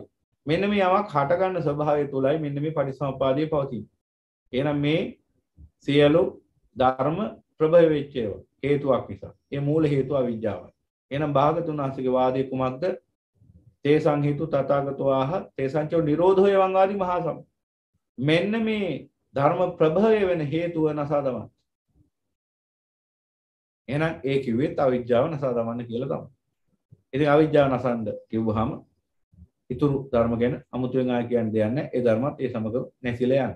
මූල හේතුව නැතුවහම එහි පසු ද්විතීක වශයෙන් පහළ වෙන හේතු ඵල ඉතුරු වෙන්නේ නැහැ. මූල හේතුව නැතුවම ඒ කියන්නේ ගහක මුදුන් මුල කැපුවට පස්සේ ආය ගහ ඉතුරු වෙන්නේ නැහැ. අන්න ඒ වගේ. මූල හේතුව ප්‍රභවය නසන. අනු ප්‍රභවය අවිජ්ජාව. අවිජ්ජාවයි තෘෂ්ණාවයි අඩු වැඩි වශයෙන් මූල දෙකක් බවට පත් වෙනවා. හරියට එක ගහක ලොකු මූල් දෙකක් තියෙනවා වගේ මේ මූල් දෙකෙන් තමයි ගහ පවතින්නේ. ඒ වගේ අවිජ්ජාවයි තෘෂ්ණාවයි කියන මූල් දෙකෙන් තමයි සංසාරේ කියන ගහ පවතින්නේ. භවය කියන අත්භවය කියන ගහ පවතින්නේ. මූල් දෙකම කපලා දාන්න ඕන. මොකද එක මූලක් කැපුවොත් අනිත් මූලෙන් හරි යම් කාලයක් පවතින්න ඉඩ තියෙනවා. එහෙනම් මූල් දෙකම කපන්න ඕන. මූල් දෙක කපද්දිත් එක මූලක් ප්‍රධාන මූල අනිත් එක සෙසු මූල. මුදුන් මූල ප්‍රධාන මුදුන් මූල තමයි අවිජ්ජා මූල. තණ්හා මූල කියන්නේ අතිරේක දෙවන මූල. එහෙනම් අන ප්‍රභවය නිරුද්ධ කරනවා කියන්නේ මෙන්න මේ මූල නසන්න කියන්නේ. මූල නසා දැම්මහම ඒ අවිජ්ජාව සිට පටිසමුප්පාදයම දුරු වෙනවා. හැම තැනකම කියන්නේ බලන්න මේ හැම තැනක මෙන්න මේ අට ආකාරයෙන් පෙන්වන්නේ ඔබට වැදගත් දෙයක් වැටහෙයි. අට ආකාරයෙන්ම පෙන්වන්නේ ප්‍රධාන දහම් කාරණාව. ඒ ප්‍රධාන දහම් කාරණාව මොකක්ද කියලා මේ අටම විග්‍රහ කරාට පස්සේ මම ඔබට දැන් පෙන්නනවා. ඒක ඔබ දන්නවා. නමුත් අපි හිතන්නේ හැමතිස්සෙම. එහෙනම් පබව නිරෝධේන අවිජ්ජා නිරුද්ධති. මෙන්න මේ මූල නසල දැම්මහම පටිසමුප්පාදය නිරුද්ධ වෙනවා. මෙතන අවිජ්ජාව විතරක් වට තු ධර්ම ටිකත් ඔබ නොනින් දකින්න ඕන. ඊළඟට හේතු නිරෝධේන අවිජ්ජා නිරුද්ධති. බලන්න ඉතින් හේතු. ඊළඟට දින පච්චය නිරෝධේන අවිජ්ජා නිරුද්ධති. ඉතින් හේතු ප්‍රත්‍ය කියලා කියන්නේ තාපහුව බැලුවහම අවිජ්ජා තණ්හා වලටම තමයි. ඉතින් මේවා අර ඒකයි මම කිව්වේ මේක විග්‍රහ කරන්න නම් සෝයිසි ප ဋ ාණයත් ඇත්තටම ඕන. අධිපති පච්චය, ඉන්ද්‍රිය පච්චය යන ආදී වශයෙන් විග්‍රහ කරන්න ඕන. ඒක නිසා දැන් ඒක විග්‍රහ කරන්න කාලයක් නෙවෙයි මේ වෙලාවේ. දැන් මම විශ්වාස කරන සමාජයට මේ කියන දහම් කාරණා ඔබට සුළු දුරකට වැටහෙයි. නමුත් මේ දහම් කාරණාවම නැවත ගැඹුරින් අපිට දකින්න දවසක් ඉස්සරහට එනවා. ඒ තමයි ඒ සෝවිසි ප ဋ ාණේ මේ ලෞකික පටිසමුපාද 16 ඒ වගේ ලෝකෝත්තර පටිසමුපාද 8 පිළිබඳ ඉතාම සරල. ඒ කියන්නේ ගැඹුරු විග්‍රහයක් නම් අපිට කරන්න පුළුවන් කමක් නැහැ. එච්චර ඥානියක් නැහැ. ඉතාම අංශු මාත්‍ර වශයෙන් විග්‍රහ කරගන්න පුළුවන්. අන්නේ විග්‍රහය ඇතුළේදී මෙන්න මේ කියපු දහම් කාරණා නැවත මතුවෙලයි. ඉතින් හේතු නිරෝධේන අවිජ්ජා නිරුද්ධති. පච්චේ නිරෝධේන අවිජ්ජා නිරුද්ධති. ඊළඟට ඉතින් ඒක හේතු ප්‍රත්‍ය. හේතු අවිජ්ජාවයි ප්‍රත්‍ය සංඛාරයි. සංඛාරي සිට ඉස්සරහට හැමතිස්සෙම දැන් මෙහෙමයි වෙන්නේ. හේතුව අවිජ්ජාව වෙනවා ප්‍රත්‍ය සංඛාර වෙනවා. ඊට පස්සේ සංඛාර හේතු වෙනවා විඥාන ප්‍රත්‍ය වෙනවා. ඊළඟට විඥාන හේතු වෙනවා නාම රූප ප්‍රත්‍ය වෙනවා. මෙන්න මේ විදිහට හේතුවයි ප්‍රත්‍යයයි මාරුවෙන් මාරුවට ගමන් කරනවා. අවිජ්ජාව හේතු කරගෙන සංඛාර හට ගන්නවා. එතකොට අවිජ්ජාව තමයි හේතුව, සංඛාර තමයි ප්‍රත්‍ය. ඊළඟට සංඛාර ප්‍රත්‍ය කියලා කිව්වේ ආහාරය. අවිජ්ජාව කියන හේතුවෙන් තමයි මායයට ආහාරයක් ලැබෙන්නේ. මොකක්ද ඒ ආහාරය? දැන් මේ දෙකම හේතුවයි ප්‍රත්‍යයයි දැන් අපි විග්‍රහ කරමු නැත්නම් තේරෙන්නේ නැහැ. දැන් හේතුව තමයි දැන් මේ ආකාර දෙකකට විග්‍රහ කරනකොට මම එකක් මේ විග්‍රහ කරන්නේ. එක ආකාරයකට අනුව හේතුව අවිජ්ජාවයි ප්‍රත්‍ය සංඛාරයි. හේතුවෙන් ජනිත වන්නා වූ ආහාරය ප්‍රත්‍ය සංඛාරයි. එහෙනම් මේ මරණය සහිත මේ ක්‍රියාවලියට මේ මායයට මරණය කෙරෙහි ඇදී ඇදී යන මේ සසර චක්‍රයට මෙන්න සංඛාර ආහාර වෙන්නේ. ඊළඟ මොකද වෙන්නේ? ඔතනින් නවතින්නේ නැහැ. ඊට සංඛාර හේතුව වෙනවා. සංඛාර හේතුව කරගෙන සංඛාර හේතුවෙන් තවත් ආහාරයක් පහළ වෙනවා. අන්න එතකොට කියනවා සංඛාර පත්‍ය විඥාන. අන්න එතකොට සංඛාර හේතුවයි විඥාන ප්‍රත්‍යයයි. ඔක ඔතනින් නවතින්නෙත් නැහැ. ඊට පස්සේ මොකද වෙන්නේ? ඔතනින් නොනවති විඥානයේ හේතුව බවට පරිවර්තනය වෙනවා. විඥානයේ හේතුවෙන් නාම රූප නැවති ප්‍රත්‍ය පහළ වෙනවා.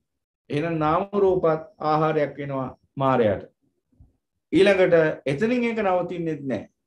නාම රූප හේතුව වෙනවා. නාම රූප ප්‍රත්‍යයෙන් සලආයතන පහළ වෙනවා ප්‍රත්‍ය වශයෙන්. සලආයතන ආහාරය වෙනවා මායයගේ. ඒක එතනින් නවතින්නෙත් නැහැ. සලආයතන හේතු වෙනවා. සලආයතන ප්‍රත්‍යයෙන් ස්පර්ශ සකස් වෙනවා. එතකොට ස්පර්ශයේ ආහාර වෙනවා මායයගේ. ඒක එතනින් නතර වෙන්නෙත් නැහැ. ස්පර්ශයේ හේතු වෙනවා. ස්පර්ශ ප්‍රත්‍යයෙන් වේදනාව පහළ වෙනවා. සමුදය වෙනවා.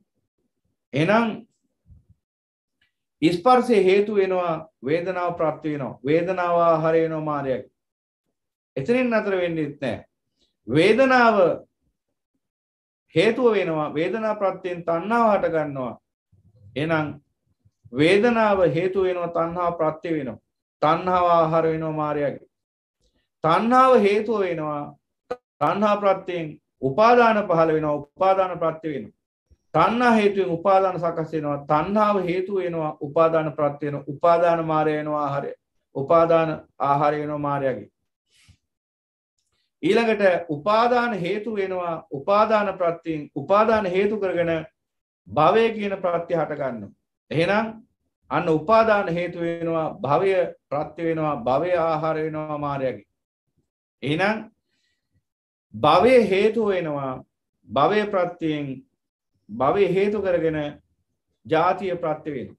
එහෙනම් භවයේ හේතු වෙනවා. ජාතිය ප්‍රත්‍ය වෙනවා. ජාතිය ආහාර වෙනවා මායයගේ. එහෙනම් ජාතිය ප්‍රත්‍යයෙන් මොකද වෙන්නේ? ආපහු ජාතිය ප්‍රත්‍යයෙන් අන්න හට ගන්නවා මොකද්ද? අවිජ්ජාව.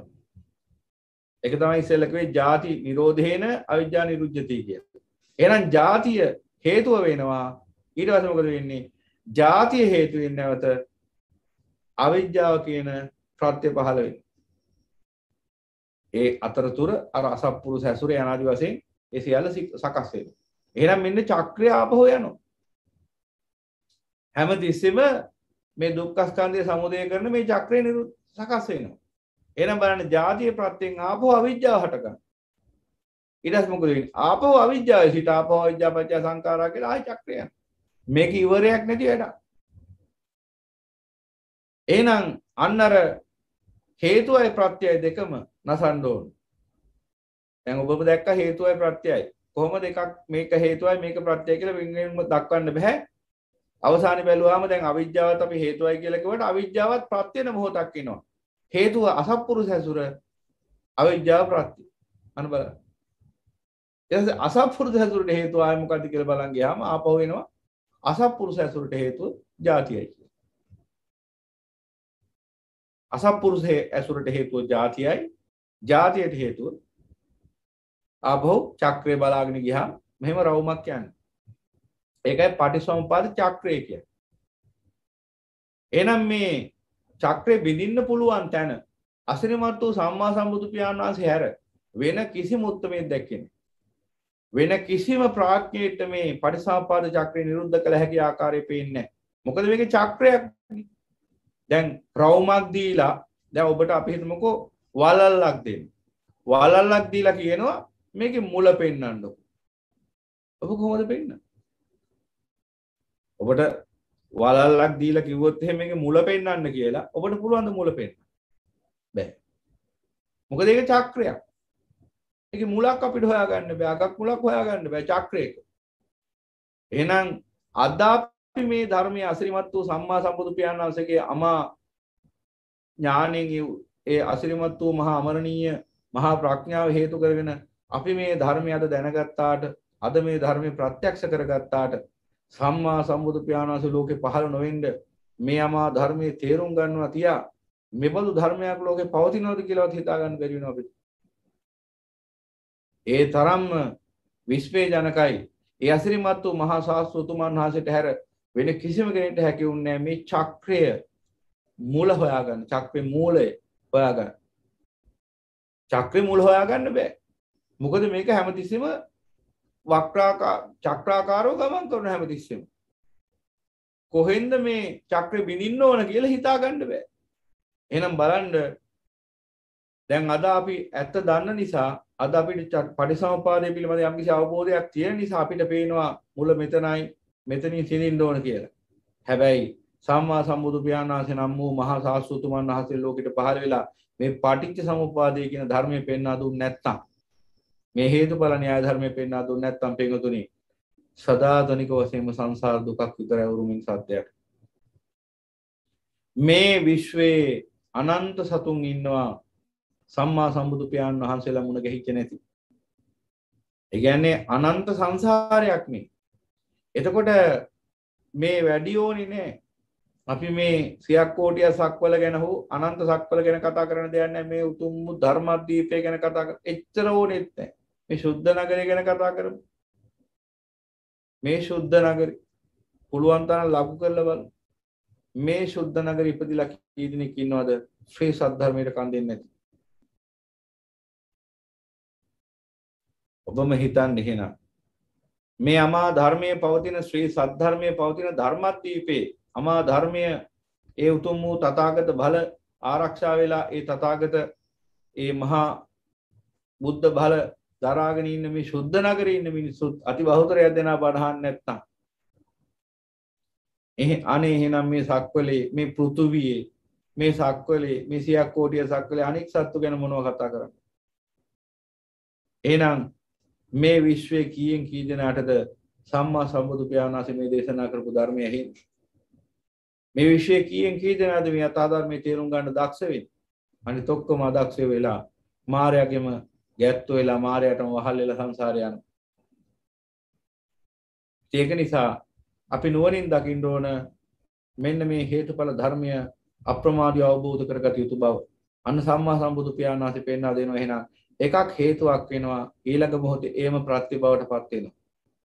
ඊළඟ මොහොතේ ඒ ප්‍රත්‍ය නැවත හේතුවක් බවට පත් වෙනවා. ඊළඟ මොහොතේ ඒම ප්‍රත්‍ය බවට පත් වෙනවා. එහෙම චක්‍රය ගමන් කරන්නේ. ඒ නිසා මේකට චක්‍රයක් කියන්නේ. ඒ නිසා මේකේ මුල හොයා ගන්න පුළුවන් උනේ සම්මා සම්බුදු පියාණන් වහන්සේට විතරයි. ඒ මුල හොයාගත්ත නිසායි ඒ මුලෙන්ම මේ සසර දුක මේ සසර අත්භවය උදුරලා දාන්න පුළුවන්කම ලැබුණේ බුද්ධ ශ්‍රාවකයන්ට. එහෙනම් අන්නේ අනුසාරයෙන් හේතුව සහ ප්‍රත්‍ය තේරුම් ගන්න ඕන. හැමතිස්සෙම හේතුව කියලා නිශ්චිත වශයෙන් යමක් පනවන්න බෑ. මොකද එක මොහොතක හේතුව ඊළඟ මොහොතේ ප්‍රත්‍ය. ඊළඟ මොහොතේ හේතුව ඊළඟ මොහොතේ ප්‍රත්‍ය. මේ විදිහට හේතුව ප්‍රත්‍ය බවටත් ප්‍රත්‍ය හේතුව බවටත් පත් වෙනවා. ඉතින් මෙන්න මේ විදිහට චක්‍රය ගමන් කරන නිසා අපි දක්ෂ වෙන්න ඕන මේ සියලු දැන් අපිට පටිසමුපාදයේ පිළිබඳ තියෙන විචක්ෂණ අවබෝධයෙන් අපිට පුළුවන් පටිසමුපාද ඕන තැනක සිඳින්න. හැබැයි හැම කෙනෙක්ටම මේ ඥානෙ පහළ වෙන්නේ නැති නිසා මහා කරුණික සම්මා සම්බුදු පියාණන් වහන්සේ සකල ලෝක සත්‍යයට ඥානය ඇති සියලු සතුන්ට මේ චක්‍රය සිඳින්න පුළුවන් ක්‍රමයයි වැඩි වශයෙන් අවධාරණය කරමින් දේශනා කරන්නේ. නමුත් අර උග්ගටිතඤ්ඤ ප්‍රඥයොත් ඉඳහිට හරි ඉන්න පුළුවන් නිසා ඒ අයටත් පහසුවෙන් මාර්ගය වඩවා ගන්න ඊට වඩා ගැඹුරු විදිහකට ගිහිල්ලා අභිධර්මයේ පැත්තෙන් භාගතුන් වහන්සේ මේ ධර්මයේ පෙන්වා දෙන්නේ. නමුත් ඔබ කිසි කෙනෙක් කලබල වෙන්න එපා. අනේ අර කියපු සමහර දහම් කාරණා අපට තේරුම් නෑ නේ කියලා ඔබ කලබල වෙන්න එපා. මොකද මේ ධර්මයේ සියලු දහම් කාරණා අපට අවබෝධ වෙන්නේ නෑ. සියලු දහම් ව්‍යාකරණ අවබෝධ වෙන්නේ නෑ. එහෙම අවබෝධ වෙන්නේ නැහැ කියලා ඔබට ප්‍රශ්නකුත් නෑ. ඔබට මෙන්න මෙච්චරක් ඇති වුණා නම් අවබෝධයක් අනේ අපගේ මහා ශාස්ත්‍රතුමන් වහන්සේ මෙබඳු ආකාරي ධර්මයන් මේ දේශනා කළා තියෙන පුදුම සාගතය උන්වහන්සේ දේශනා කරපු ධර්මයේ කියලාවත් වැටහුණා නම් එපමණකුත් ප්‍රමාණවත් ඔබේ ඒ ශ්‍රද්ධාවෙන්දී බලවත් වෙන. එහෙනම් අනුපින්වතුනි ආකාර දැන් 6ක් ගැන අපි සඳහන් කළා. මොනවද ආකාර 6? නිදාන නිරෝධේන අවිජ්ජා නිරුද්ධති, සමුදය නිරෝධේන අවිජ්ජා නිරුද්ධති, ජාති නිරෝධේන අවිජ්ජා නිරුද්ධති, පබව නිරෝධේන අවිජ්ජා නිරුද්ධති, හේතු නිරෝධේන අවිජ්ජා නිරුද්ධති, පාච්චේ නිරෝධේන අවිජ්ජා නිරුද්ධති, ඊළඟට ඥානුප්පාදේන අවිජ්ජා නිරුද්ධති. අන්න තව විශේෂ ක්‍රමයක් පෙන්නන භාගතුන් වහන්සේ. මේ අවිජ්ජා නිරෝධ වෙනවා කොහොමද? ඥානෙ උපදිනකොට. ඥානෙ උපදිනකොට. දැන් ඊට ඉස්සෙල්ලා පොඩ්ඩක් අර සමාවෙන්න ඕනේ. ඉස්සෙල්ලා දහම් කාරණා දෙක ගැන තව පොඩි විස්තරයක් කියන්න ඕන. දැන් අපි එදිනදා ජීවිතයේදී අපිට පුළුවන් මෙන්න මේ හේතු ප්‍රත්‍ය අඳුනගෙන ඒව නසන්න. ඒක තමයි නිරෝධේන කියලා කිව්වේ. ඒ දේ කරන්නේ නැත්නම් අපිට මේ නිරෝධය අත්දකින්න හම්බෙන්නේ නැහැ. ඒ කියන්නේ දැන් ඔන්න ආස්වාදයේ සැපයි කියලා ඔන්න අපේ චිත්තසංතානෙ නැගින අදහසක් මේ අවිජ්ජාව. එහෙම අදහසක් ඇති වෙනකොටම ඊට ප්‍රතිවිරුද්ධ විතර්කයකින් ඒ අදහස නසා තමයි. ආස්වාදයේ දුකයි කියලා ආදීනව දකින. ඊට රාග දේශ මොහ චේතනා උපදින. මෙන්න මේ සංකාර. ඒ රාග දේශ මොහ චේතනා උපදිනකොටත් විදර්ශනා ඥාණයෙන් ඒ රාග දේශ මොහ නසා දමන්න ඕන. දැන් Tamanට මේ ධර්ම විද්‍යමාන වෙන මට්ටමක් කියනවා. කෙනෙක්ට සංකාර අඳුර ගන්න පුළුවන්. කෙනෙක්ට විඤ්ඤාණ අඳුර ගන්න පුළුවන්. කෙනෙක්ට නාම රූප අඳුර ගන්න පුළුවන්. යනාදි වශයෙන් බැලුවාම එකිනෙකාගේ ඥානය අනුව එකිනෙක ධර්ම අඳුර ගන්න පුළුවන්. සමහරුන්ට මේ ඔක්කොම අඳුර ගන්න පුළුවන්. ඒක නිසා තමන්ට වැටහෙන්න ඕන තම නැනපමණින් තමයි මේ වැඩේ කරගන්න පුළුවන් වෙන්නේ කියලා. තව කෙනෙක් මේ නිවන් මඟ වඩන ආකාරය දිහා බලලා හරි නැත්නම් එයා කියන කරන දේවල් දිහා බලලා හරි ඔබ විමුතියටපත් වෙලා අයියෝ මට එහෙම නෑනි මට එහෙම බෑනි කියලා හිතන්න අවශ්‍ය නෑ. එහෙම අවශ්‍ය නෑ. තම නැනපමණින් මේ ගමන යන්න එච්චරයි. ඊළඟට විඥාන අඳුරගත්තාම විඥාන අසණ්ඩෝ නාම රූප කියන අවස්ථාව අඳුර ගන්න පුළුවන් නම් ඒ පංචස්කන්ධ ක්‍රියාවලිය එහෙම නිරුද්ධ කරන්න ඕන. එහෙම නිරුද්ධ කරන්න නම් ඉතින් ධ්‍යාන සමාපatti ආදී සමාපatti වලට වැඩිලා සමාධිලත් බෑ. නිරෝධ සමාපatti දක්වාම යන්න ඕන. පංච උපාදානස්කන්ධය නිරුද්ධ කරන්න, පංචස්කන්ධය නිරුද්ධ කරන්න. ඉතින් ඒ වගේ ගැඹුරු තැන් තියෙනවා. ඉතින් ඒ විදිහට ඔන්න ඔය විදිහට මෙන්න මේ හේතු ප්‍රත්‍ය කියන ධර්ම එකින් එක අඳුර ගන්න පුළුවන් නම් අපට පුළුවන්කම ලැබෙනවා ඒ හේතුයෙන් ප්‍රත්‍යක් හටගන්න නොදී එය වංශලා දමන. ඒක වංශලා දමන. අර ධර්මයේ ලස්සන කතාවක් එනවා. එක්තරා දෙවියෙක්ගේ විමානයකට මාළුවා කියන බීජයක් ඇවිල්ලා වැටෙනවා. මාළුවා කියලා කියන්නේ මේ වැලක්. එක්තරා වැලක් තියෙනවා, විශාල වැලක්. මේ වැලේ ස්වභාවය තමයි මේ වැල හටගත්තාම යම්කිසි ගහක ඒ ගහ දිගේ ගිහිල්ලා වැල මුළු ගහම අතික්‍රමණය කරලා ගහේ අතු කඩලා දාන ඔක්කොම. වැල විශාල වෙලා වැල බර වෙලා වැල අර අතු කඩලා දානවා, ගහ වෙලා ගන්නවා, ගහේ සාරයත් උරාගෙන අන්තිමට ගහ නසා දානවා. එහෙම වැලක් තියෙනවා මාළුවා කියලා. මෙන්න මේ මාළුවා වැලේ බීජයක් සොළඟ ඇවිල්ලා අර වරාම මොනවද තියෙන්නේ පාවෙන මල්ටි එහෙම බීජයක් සොළඟ ඇවිල්ලා එක්තරා දෙවියෙක්ගේ විමානෙට වැටෙනවා. විමානට වැටුණාට පස්සේ මේ දෙවියා හඬා වැළපෙන්න පටන් ගත්තා. මහා හයියෙන් විලාප ගහමින් අඬනවා. ඊට පස්සේ අනිත් දෙවරු ඇවිල්ලා කියන පින්වත ඇයි ඔබ හඬන්නේ? ඔබට හඬන්න දෙයක් නැහැ. මේ කුඩා බීජයක් නේ ඔක. ඔය මාළුවා බීජය ඇවිල්ලා ඔබේ විමානට වැටුණා කියලා ඔබේ විමානට බරක් එකතු වුණේ නැහැ. බොහොම සහැල්ලු බීජයක් මේක. ඉතින් මේ පුංචි මේ මාළුවා බීජයක් ඇවිල්ලා ඔබේ විමානට වැටුණාට ඇයි ඔබ මේ ෂෝක් කරන්නේ? බයි තැවෙන්නේ. පින්වත හඬන්න එපා. පින්වත හඬන්න එපා. ඔබට ලොකු අනතුරක් නැහැ. ඔබට අනතුරක් නැහැ. මේ සුළු බීජයක් විතරයි. කියලා අර දෙවරු ටික ඔව්ව සංසල යනවා. ඒ දෙවියන්ව සංසල යනවා. කාලයක් යනකොට මොකද වෙන්නේ? මෙන්න මේ මාළුවා බීජය ඒ ගහේ රෝපණය වෙනවා. රෝපණය වෙලා දැන් ඔන්න අර කිව්වගේ වැලක් බවට පත් වෙනවා. වැලක් බවට පත් වෙලා මේ දැන් වැල මේ මුළු ගහ පුරාම ගිහිල්ලා ගහේ අතු වෙලාගෙන අවසානයේ අර අතු බර වෙලා මොකද වැලේ බරට අතු බර වෙලා අවසානයේ අතු කඩාගෙන වැටෙන්න පටන් ගන්නවා. අවසානයේ විදියට ගිහිල්ලා අවසානයේ මුළු ගහම පොළොවට පතිත වෙනවා. අර දෙවියගේ විමානය ඉවරයි. එදා දෙවියා මහා හයියෙන් විලාප ගහමින් අඬනවා. එතකොට අනිත් දෙවිවරු ඇවිල්ලා අහනවා ඇයි පින්වත හඬන්නේ? ඇයි පින්වත හඬන්නේ? එතකොට කියනවා එදා මම මේ මාළුවා බීජය ඇවිල්ලා මේ ගහට පතිත වෙච්ච වෙලාවෙම මම දැක්ක මේ විනාශේ. ඒ විනාශය දැකලා මං එදා හැඬුවේ. නමුත් උඹලා එදා විනාශය දැක්කේ නැහැ. ඒ උඹලා විනාශය දැක්කේ නැති නිසා උඹලා මාව බොරුවට සැනසුවා. මාත් බොරුවට සැනසීමට අහු වෙලා මුලාවටපත් වුණ අවසානයේ මට විනාශෙ මුරුමු වුණා කියලා. ඒතුළේ ගැඹුරු කතාවක් තියෙනවා. දැන් බලන්න දැන් මොනවා හරි අපේ ජීවිතේ දැන් මේ අපි ව්‍යවහාරික පැත්තෙන් ධර්මයේ ගමුකෝ න්‍යායාත්මක පැත්තෙන් මේ යනකොට ටිකක් දුෂ්කරයි වගේ දැනෙන්න පුළුවන් අවබෝධ කරගෙන. දැන් අපේ ජීවිතේ මේ ආස්වාදයේ සැපයි. මේ කාමයේ සැපයි. යනාදි වශයෙන් අදහස් තියෙනවා. ඊට පස්සේ අපි මේ වගේ මේ අදහස් නිසා ජීවිතේ දුකටපත් වෙනවා. කාමයේ ආස්වාදයේ හේතුවෙන් දුකටපත් වෙනවා. එදාට අපේ ඥාති මිත්‍රාදීන් ඇවිල්ලා මොකද කරන්නේ? අනේ එහෙම වෙන්න එපා. දැන් උදාහරණයක් ගමුකෝ. දැන් කෙනෙක් කියනවා විවාහ වෙන්න බෑ කියලා. විවාහේ දුකයි මට විවාහ වෙන්න බෑ.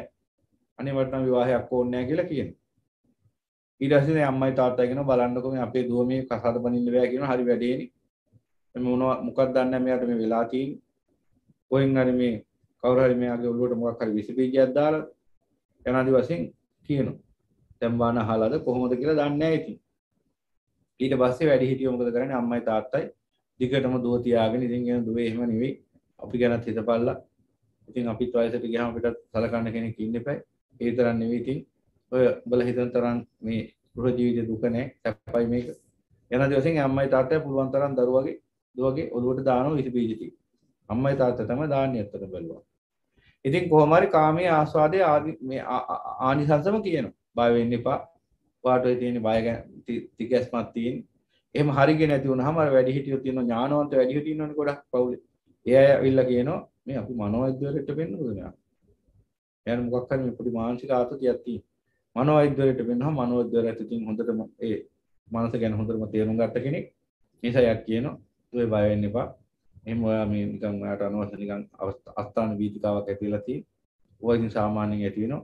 ඔයා හැරි ලඟ වෙනකොට ඔය ගෑන් ළමයට වගේ මානසික ආතතියක් ඇති වෙනවා. ඒක ඔය බය වෙන්න එපා. වයින් කාරණාවක් නෙවෙයි. ඔය කාමීයව පිළිකුල් කියලා කොට එහෙම එකක් නෙවෙයි. ඒක වාගේ මානසික රෝගයක්.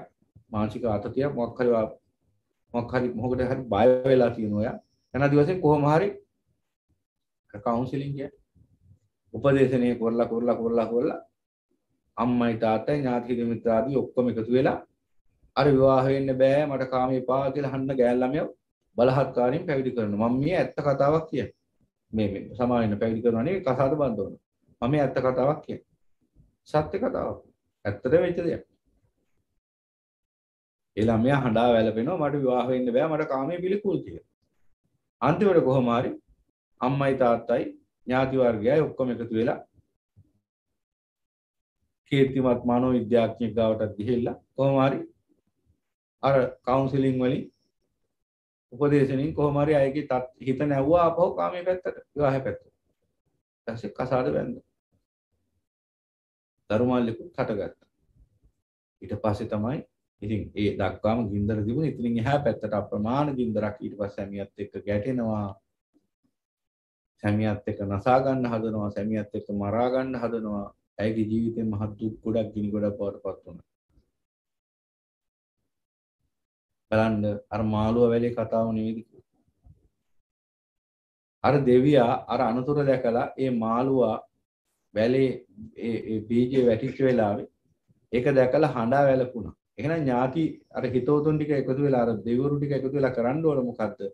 ඒ මාළුවා බීජ ඉවත් කරන්නේ. ඒක නෙවෙයි කරේ. ඒක හැමම තියෙද්දි නෑ නෑ බය වෙන්න දෙයක් නෑ. වාට කරදරයක් නෑ.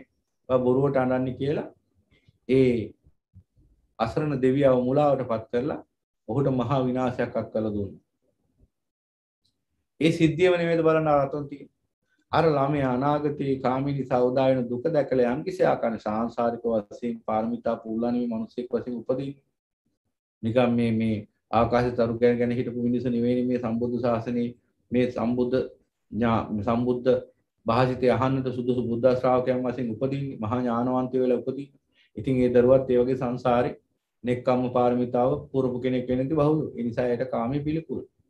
ඒ කාමෙන් වෙන් වෙලා වාසය කරන්නයි කැමතුනේ අවිවාහකව. නමුත් අර දෙමව්පියට එකතු වෙලා මොකද්ද කරේ? අර ඥාතින් ටික එකතු වෙලා මොකද්ද කරේ? අර මනෝ විද්‍යාඥයෙක් එකතු වෙලා මොකද්ද කරේ? අයව මහා දුක්ඛින්දරකට ඇදලා දැම්මා. දැන් අර අම්මා තාත්තා හරි අර ඥාති වර්ගය හරි අර මනෝ විද්‍යාඥය හරි එනවා දැයික දුක නිවන්. ඒ නිසා මේ කාරණා පැහැදිලි කරේ. ඒ නිසා ඥානවන්ත බුදුරජාණන් වහන්සේ දේශනා කරන මහාන යම්කිසි ආකාරයකින් දුක හට ගන්නවා කියලා පේනවා නම් ඒ බඳු හේතු ප්‍රත්‍ය ආර්ය ශ්‍රාවකයෝ අත් නොහැරම දුරු කළ දානවා කියලා. ඒ කියන්නේ ඉඩක් තියන්නේම නෑ ආයෙකට. දැන් උදාහරණයක් ඔබ ගමනක් යන්න එළියට එනවා ගෙදරින්. එතකොට ඔබට පේනවා ගෙදර කොහේ හරි පොඩි ගින්නක්. කුස්සිය පැත්තේ හරි කොහේ හරි දුමක් නගිනවා. ඔබට පේනවා. පොඩි ගිනි දැල්ලකුත් පේනවා. දැන් ඔබ ඕක නොතක හැරලා යනවාද? දැන් ඔබ නිවසින් බැහැරව යන්නේ. එතකොට ඔබේ නිවසේ කොහෙන් හරි වගේ ගිනි දැල්ලක් හරි දුමක් හරි නැගෙනවා කියලා දැක්කොත් ඔබ නොදැක්කාසේ S2 වහගෙන ඕන දෙයක් වෙච්ච දෙයක් කියලා යනවද යන්නේ නැහැ. වහාම දුවලා ගිහිල්ලා මොකද්ද ගින්න මොකද්ද දුම කියලා පරීක්ෂා කරනවා. මොකද නැවත එනකොට නැත්තම් ගින්න ඒ ගේ සම්පූර්ණයෙන් දවලා එතන ගෙදරක් නැති වෙන්නත් පුළුවන්. ඒ බව දන්න නිසා පුංචි ගින්නකටවත් ඔබ ඉඩක් දෙන්නේ නැහැ. ඔය ලොකු ආයතනවල නිකන් මේ ගිනි කූරක් ගහන තැනක් ගිනි කූරක තියෙන මේ පුංචි ගිනි දැල්ලක් වගේ එකක් ඇති වුණා සමහර තැන්වලදී ඒ එලාම් වැඩ කරලා මුළු ශාලාව මුළු ඒ ගොඩනැගිල්ලම කලබලයක් ඇති කරනවා. ඒ ගින්න පුංචි ගින්නක් නිසා පොඩ්ඩක් නිකන් වයර් එක ෂෝට් වුණා නම් ඇති. ඒ තරම් මොකද පුංචි ගින්නකටවත් ඉඩක් තියන්නේ නැහැ. මොකද දන්නවා මේ ගින්න ව්‍යාප්ත වෙලා අවසානයේ මහා ගින්නක් බවට පරිවර්තනය වුණොත් මේ gedara විතරක් නෙමෙයි ගමක් දවන්න පුළුවන් මේ ගින්දරට. අන්න බුදුරජාණන් වහන්සේ දේශනා කරනවා අන්න ඒ වගේ මේ ආර්ය ශ්‍රාවකයෝ මේ බුද්ධ ශ්‍රාවකයෝ බුදුරජාණන් වහන්සේගේ ශ්‍රාවකයෝ ඥානය ඇති පඬිත ශ්‍රාවකයෝ මේ දුක උදා කරන පුංචි හේතුවකටත් ඉඩක් තියන්නේ නැහැ කියලා. පුංචි ප්‍රත්‍යයකටත් ඉඩක් තියන්නේ. ඒ කියන්නේ මේ මායя නැමැති මේ යක්ෂයාට මේ සිත නැමැති මායයට පුංචි ආහාරයක්වත් දෙන්න උත්සාහ ගන්නෑ. හිතාමතා බුද්ධ ශ්‍රාවකයෝ වැරදීමෙන් මාර්ගයේ වැඩිලා පූර්ණ වෙනකන් ප්‍රමාදය නිසා ප්‍රමාද දෝෂය නිසා අතපසු වීම නිසා මාර්ය ආහාර ලබන්න පුළුවන්. හැබැයි චේතනාත්මකව දෙන්නේ ආ කාලා වැඩියන් කොහෙනම් තව සංසාරේ ඵලයන් කොහෙනම් කියලා. එහෙම හේතු ප්‍රත්‍ය සම්පාදනය කරන ආර්ය ශ්‍රාවකයෝ. ඒ අනාර්ය ශ්‍රාවකයෝ. ඒ කියන්නේ පින් කරනවා දිව්‍ය ලෝකයන් බලාගෙන. කොහේ හරි දෙව් සැප හරි මොනවා හරි සැප සම්පත්තියක් බලාගෙන. එහෙම අනාර්ය ශ්‍රාවකයෝ ඉන්න පුළුවන්. බුද්ධ ශ්‍රාවකයෝ ප්‍රාර්ථනා කරන නිවන සාක්ෂාත් කරගෙන පූර්ණේ කරගන්න බැරි වෙන්න පුළුවන්. හැබැයි ප්‍රාර්ථනා කරන නිවන විතරයි. අන්න එක තේරුම් ගන්න. එහෙම නිවන ප්‍රාර්ථනා කරගෙන උඩින් බල ඉන්න එකක් නෙමෙයි මේ කියන්නේ.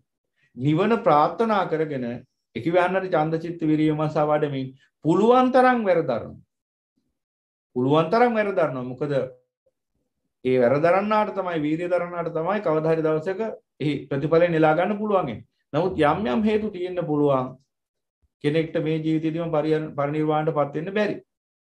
ඉතින් එහෙම කෙනෙක්ට ඒ උත්සාහය දරුවා කියලා පාඩුවක් වෙන්නේ නැහැ. මොකද උත්සාහ දරපු තරමට ප්‍රතිඵල ලැබෙනවා. ඒකයි මේ ධර්මයේ තියෙන ආශ්චර්යය. කිසිම කෙනෙක් දැන් අනේ මට මේ ජීවිතේ රහත් වෙන්න විදියක් නැහැ. අනේ මට ඉතර වයසක් නැහැනේ. අනේ මට ඉතර දෙයක් කරගන්න පුළුවන් කමක් නැහැනේ කිය නිකන් උඩපින් බල බල හිටියා කියලා මග වැඩෙන්නේ නැහැ. එහෙම ඒ විදිහේ වීර්ය සිඳගත්ත අඥාන භාවයක් ඔබ තුල තියෙන එක වහාම පහ කරගන්න. වීර්ය වඩන්න. වීර්ය වඩනකොට යා හැකි උපරිම දුරක් යයි ගමන. ඒක කවදාවත් ආපසු වෙන ගමනක් නොවන නිසා නෛර්යානික අපචයගාමි. ඒ වඩපු දුර ආපසු අහිමි වෙන්නේ නැහැ ඔබට. ඒ කියන්නේ මේ ජීවිතේදී උපරිම උත්සාහ ගන්න ඕන උත්තරීතර අරිහත් ඵලයේ දක්වා ළඟා වෙන්න. සමහරට බැරි වෙන්න පුළුවන්. හැබැයි ඒ උත්සාහය අපත යන්නේ නැති බව ඔබ දැනගන්න ඕනේ. මොකද ඒ උත්සාහ ගත්ත මට්ටමට ඔබට ප්‍රතිඵල ලැබෙනවා. එහෙනම් ඊළඟ ආත්භවයේදී ඔබට උත්සාහ දරන්න සිද්ධ වෙන්නේ අන්න අර නතර වෙච්ච තැන ඉඳලා. ඒ නිසා යා හැකි උපරිම දුරක් යන්න ඕනේ මේ ගමන. එහෙනම් අන්නේ බුද්ධ ශ්‍රාවකයෝ මේ මායාගේ පැවැත්ම පිණිස හේතු සම්පාදනය කරන්නේ දැන හේතු හදන්නේ. හේතු නිරෝධේන අවිජ්ජා නිරුද්ධති. දැන හේතු හදන්නේ. දන්නවා නම් මේ හේතු නිසා මෙහෙම කටයුතු කිරීම හේතු කරගෙන, මෙහෙම සිතීම හේතු කරගෙන, මෙහෙම වැඩ කිරීම හේතු කරගෙන, මෙහෙම කතා කිරීම හේතු කරගෙන මේ පටිසමුප්පාද ක්‍රියාත්මක කරන අවිජ්ජාව සිට සංකාර වැඩිනවා යන ආදි වශයෙන් එහෙනම් ඒ හේතු ඒ බුද්ධ ශ්‍රාවකයෝ වහාම දුරලනවා. ඒ හේතු පවතින ඉඩ දෙන්නේ නැහැ. ඒ හේතුව පවතින ඉඩ දෙන්නේ නැහැ. ඒක තමයි බුද්ධ ශ්‍රාවකය කියලා කිව්වේ. බුදුරජාණන් වහන්සේගේ ශ්‍රාවකයෝ. සාමාන්‍ය ශ්‍රාවකයෝ නෙවෙයි. බුද්ධියේ ශ්‍රාවකයෝ. අවබෝධී ශ්‍රාවකයෝ. ඉතින් අවබෝධී ශ්‍රාවකයෝ අනවබෝධී කටයුතු කරනවද නැහැ? එහෙනම් අන්නේ බුද්ධ ශ්‍රාවකයෝ හැමතිස්සෙම මෙන්න මේ හේතු දුර්වලනවා. ඒ වගේම තමයි ප්‍රත්‍ය දුර්වලනවා.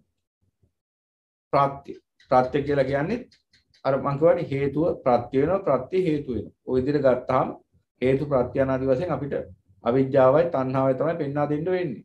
ඉතින් මේ අවිජ්ජාවේ සිට සකස් වෙන ඒ කියන්නේ තණ්හාවටත් ප්‍රත්‍ය කියනවා.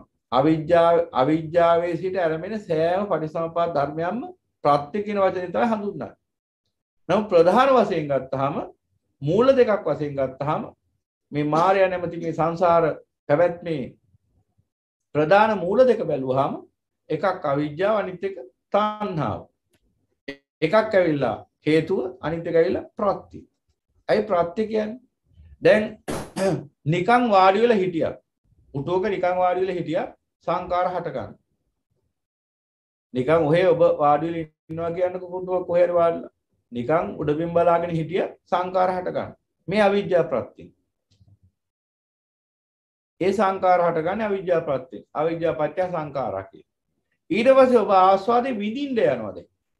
අපි හිතුව රූප වාහිනිය දාගෙන බලාගෙන ඉන්න එක දිහා. නැත්තම් මොකක් හරි කැසට් එකක් දාගෙන සින්දුවක් අහගෙන ඉන්න. ඔය විදිහට. දැන් ආස්වාදේ භුක්ති විඳින්න යනවා. අන්න භුක්ති විඳින්න යෑම නිසා ඒ භුක්ති විඳින එක ප්‍රත්‍ය වෙලා. ඒ කියන්නේ ඒ කරපු වැඩේ ආහාරයක් වෙලා. සංකාර උපදිනවා. නැත්නම් කර්ම උපදිනවා. අන්නේ අවස්ථාව තමයි තණ්හා පත්‍ය උපාදාන උපාදාන පත්‍ය භව කියන අවස්ථාවේදී පින්නන. එතකොට එහෙනම් අවිජ්ජාව නිසා සංකාර උපදිනවා නිකන් හිටියා. තණ්හාව නිසා සංකාර උපදිනවා ඒ ආස්වාදයේ භුක්ති විඳින්න යන්නේ. එහෙනම් කාරණා දෙකක් වෙයි. අවිජ්ජාව හේතු කරගෙනත් කර්ම සමුදය වෙනවා. ආස්වාදයේ විඳින්න ගියාමත් කර්ම සමුදය වෙනවා. එහෙනම් අන්නර අවිජ්ජාව හේතු කරගෙන ඒ කියන්නේ කිසිම කාර්යයක නොයදුනත් නිරන්තරයෙන් මේ අවිජ්ජා ප්‍රත්‍යයෙන් සංකාර උපදවන නිසා සංකාර උපදවන හේතු වශයෙන් අවිජ්ජාව සලකනවා. එහෙනම් මෙන්න මේ හේතු එකපාරටම නසන්න බෑ. එහෙනම් නසන්න පුළුවන් කෝකද? අන්නර ප්‍රත්‍ය. ඒ කියන්නේ යමෙක්ට චතුරාර්ය සත්‍ය ධර්මය අස අවබෝධ කරගත්තට පස්සේ ඉස්සෙල්ලම නසන්න පුළුවන් වෙන්නේ අන්නර තණ්හාවයි අවිජ්ජාව නෙවෙයි. අවිජ්ජාව හිමින් දුර වෙන බව හැබෑව. හැබැයි ඉස්සෙල්ලා දුර වෙන්න ගන්නේ තණ්හාවයි. ඒ කියන්නේ ප්‍රත්‍යක්ෂය වෙන්නේ. ප්‍රත්‍යක්ෂය වෙනවා. ප්‍රත්‍යක්ෂ වෙනවා. අන ප්‍රත්‍යක්ෂ වෙන්න ගන්න. අන්න එතකොට දැන් ප්‍රත්‍යවේක්ෂා ඥාන කියන ඒවා පහළ වෙයි. ප්‍රත්‍ය වේක්ෂා කියන්නේ විමසනවා. ඥාන ප්‍රත්‍ය එකේ මේ මායයට ආහාර සපේන ක්‍රියාවලිය විමසා බැලීමේ ඥාන ප්‍රත්‍යක්ෂ ඥාන. ඉතින් එහෙමනම් අවිජ්ජාව හේතු වෙනවා තණ්හා ප්‍රත්‍ය වෙන්නේ. එහෙනම් මෙන්න මේ අවිජ්ජාව තණ්හාව දෙකම නිරුද්ධ වෙනකොට අවිජ්ජා නිරෝධේන මේ හේතු නිරෝධේන අවිජ්ජා නිරුද්ධති පච්චය නිරෝධේන අවිජ්ජා නිරුද්ධති. උනාමතර වශයෙන් මේ දහව කාරණා පොඩ්ඩක් තව විග්‍රහ කරන්න උවමනා වුණා. එතකොට ඊළඟට එනං අන්න හත් වෙනි එක ඥාන උප්පාදේන අවිජ්ජා නිරුද්ධති. ඥාන උප්පාදේ. දැන් මේ බණහගෙන ඉන්නකොට මොකද වෙන්නේ? ඥාන උපදින්න පටන් ගන්නවා. ඥාන තියෙන ඔක්කොම 73. ඒ 73න් සසත බුද්ධ ඥාන. 6ක් තියෙනවා සම්මා සම්බුදු පියාණන් වහන්සේට විතරක්. සීමා වෙච්ච ඥාන 6ක්. ෂඩ් අසාධාරණ ඥාන. තව 67ක් තියෙනවා ශ්‍රාවක ගෝචර ඥාන. මෙන්න මේ ශ්‍රාවක ගෝචර ඥාන උපදින්න පටන් ගන්නවා. විවිධාකාර ඥාන. දැන් අපි ඉස්සෙල්ලත් විග්‍රහ කළේ එහෙම ඥානයක් ගැන. උද්‍යවේ ඥානය, ඊළඟට බංගානුපස්සනා ඥානය, භායතුපට්ඨාන ඥාන, සම්මස්සන ඥානය, ඊළඟ ධම්මට්ඨිති ඥානය, ඊළඟට සෙව්පිලිසිබියා ඥාන. ඕම ගත්තාම 67ක් තියෙනවා ඥාන. ඉතින් එතකොට මෙන්න මේ ඥාන උපදින්න පටන් ගන්නවා දැන්. මේ ඥාන උපදිනව වනහගෙන ඉන්නකොට සංකාරූපේක්ෂා ඥානෙ විශේෂ ඥානයක්. තව තියෙනවා ඔහොමම ඥාන විශාල ප්‍රමාණයක්. මෙන්න මේ ඥාන එක එක උපදිනවා දැන්. Taman දන්නේ නැහැ මේකේ නම්. Taman මේ දැන් බණ අහනකොට Tamanට බණ ඇහෙනකොට දැන් ඔන්න යම්කිසි ආකාරයකින් විස්තර වෙනවා. භායතුපට්ඨාන ඥාන කියන්නේ මෙන්න මෙහෙම එකක්. කායතුපට්ඨාන ඥාන කියන්නේ මෙහෙම එකක්. භංගානුපස්සනා ඥාන කියන්නේ මෙහෙම එකක්. සම්මස්සන ඥාන කියන්නේ මෙහෙම එකක් යන ආදි වශයෙන් මේ විග්‍රහ කරද්දී ඔය කියන ඥානිය මා තුල තියෙනවා. සංකාරූපේක්ෂා ඥාන කියන්නේ මෙහෙම එකක්. යන ආදි වශයෙන් විග්‍රහ කරනකොට අන දැනගන්නවා ඔය කියන ලක්ෂණ මා තුල තියෙනවා. ඔය කියන ඥානිය මා තුල තියෙනවා කියලා දැනගන්නවා. එහෙනම් අන්නේ ඥාන උපදිනකොට දැන් මොකද වෙන්නේ? අන්නර කාම්‍ය ආස්වාදී සැපයි කියන මුලාව දුරු වෙලා. ඒ මුලාව විතරක් නෙවෙයි අවිජ්ජාව විතරක් නෙවෙයි. ඒවල උපසංගති අවිජ්ජාව සංකාර විඥාන නාම රූප යන අදවසින් ඔක්කොම දුරු වෙලා යනවා. චක්‍රෙම නිරුද්ධ වෙනවා. එහෙනම් චක්‍රේ කොතන ඉඳලාද නිරුද්ධ වෙන්නේ කියලා එතකොට අපිට ආයෙ හොය ඉන්න උමනාවක් ඇති වෙන්නේ නැහැ. කොයි විදියෙන් හරි රාගයේ දේශේ මොහේ දුර වෙලා යන බව පේනවා නම් චක්‍රේ කොතන ඉඳලාද නිරුද්ධ වුනේ? අවිජ්ජාව ඉඳලාද සංකාර වල ඉඳලාද විඥාන වල ඉඳලාද කියලා අමුතුවෙන් ආයෙ හොයන්න බලන්න දෙයක් නැහැ. කොහෙන් හරි නිරුද්ධ වෙනවා. ඒ සමුච්ඡේද වශයෙන් පරිපස්සද්ද නිස්සාරණ වශයෙන් මාර්ගඵලයන්ටපත් වෙමින් ඉස්සරහට නිරුද්ධ වෙලා යනවා. එහෙනම් ඥානෙ උපදිනකොට මේ අවිජ්ජාව දුර වෙලා යනවා. එහෙනම් බණහන තරමට ඥානෙ උපදිනවා. ඥානෙ උපදින තරමට අවිජ්ජාව දුර වෙනවා. ඥාන උපද්දේන ඥාන උපාදේන අවිජ්ජා නිරුද්ධති. එහෙනම් 7 වෙනි ආකාරය. 8 වෙනි එක නිරෝධ උපට්ඨානේන අවිජ්ජා නිරුද්ධති. ඒ මොකක්ද ඒක? මේ නිරෝධේ පිහිටාගෙන ඉන්න පුළුවන්කම. ඒ කිව්වේ දැන් බලන්න මේ බණ අහගෙන ඉන්නේ. මෙන්න නිරෝධේ පිහිටාගෙන ඉන්න අවස්ථාවක් ඔබට. දැන් දුෂ්කරයි තමයි ටික. දැන් ලෙඩක් හොඳ කරගන්න බෙහෙත් ගන්නකොට පොලිමේ ගිහින් ඉන්න ඕන දවස් දෙකක්. සමහරවිට දවස් ගානක් පොලිමේ ගිහින් ඉන්න ඕන. දොස්තර මහත්තයා නැහැ කිව්වොත් ආයෙ හැරිලා එන්න ඕන. ආයෙ දවසක යන්න ඕන.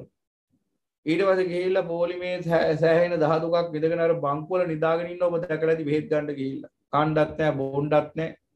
තව බොහෝ ශාරීරික දුක්ඛතා ඉඳගෙන ඉන්නව බෙහෙත් ටික ගන්න. එහෙම ඉඳලා ඊට පස්සේ දොස්තර මහත්තයා හම්බුනාම ඊට පස්සේ කියනවා මෙහෙමයි කරන්ට් එක අල්ලන්න ඕන. අර විකිරණ අල්ලන්න ඕන. ඊට පස්සේ මෙහෙමයි ඔපරේෂන් එකක් කරන්න ඕන. ඇහි සුද කපන්න ඕන. කකුලකුත් කපන්න ඕන. සර්වාංගෙම කෑලි ටිකක් කපලා අයින් කරන්න ඕන. කොහොමද කියනවා. අර පරීක්ෂණය කරන්න ඕන මේ පරීක්ෂණය කරන්න ඕන. ඉතින් මේ මහා කරදර ගොඩක් මහා දුක් ගොඩක්. සතුටින් මේ දුක් ගොඩට මුහුණ දෙනවා. ලෙඩේ හොඳ කරගන්න තියෙන උමනාව නිසා. එහෙනම් කොච්චර හරි ඒ රෝහලේ ගිහිල්ලා අර බාංකු වල පෝලිං වල රස්තියා දුනට ගාණක් නැහැ. ඒතකොට කවදාවත් අනේ මට මෙච්චරලා පොලිමේ ඉන්න බෑ මෙච්චරලා මේ ඔපරේෂන් එක කරන්න බෑ මෙච්චරලා බෙහෙත් බොන්න බෑ මෙච්චර කාලයක් ප්‍රතිකාර ලබන්න බෑ දොස්තර කියනවා මාස 6ක් බෙහෙත් බොන්න ඕන බෙහෙත් බොනවා අර ලස්සන කතාවක් කියනවා විනය පිටකේ ජීවක වෛද්‍යතුමා අර මොලේ සත්කමක් කරපු රජගහනුවර සිටුවරයාට කියනවා මාස 3ක් එක පැත්තකට වෙලා ඉන්න ඕනේ ඇලවෙලා. ඇත්තට මාස 3ක් ඉන්න ඕනේ නැහැ. සතිය ඉන්න ඕන. නමුත් මාස 3ක් ඉන්න කියලා කියනවා මොලේ සත්කම කරාට පස්සේ.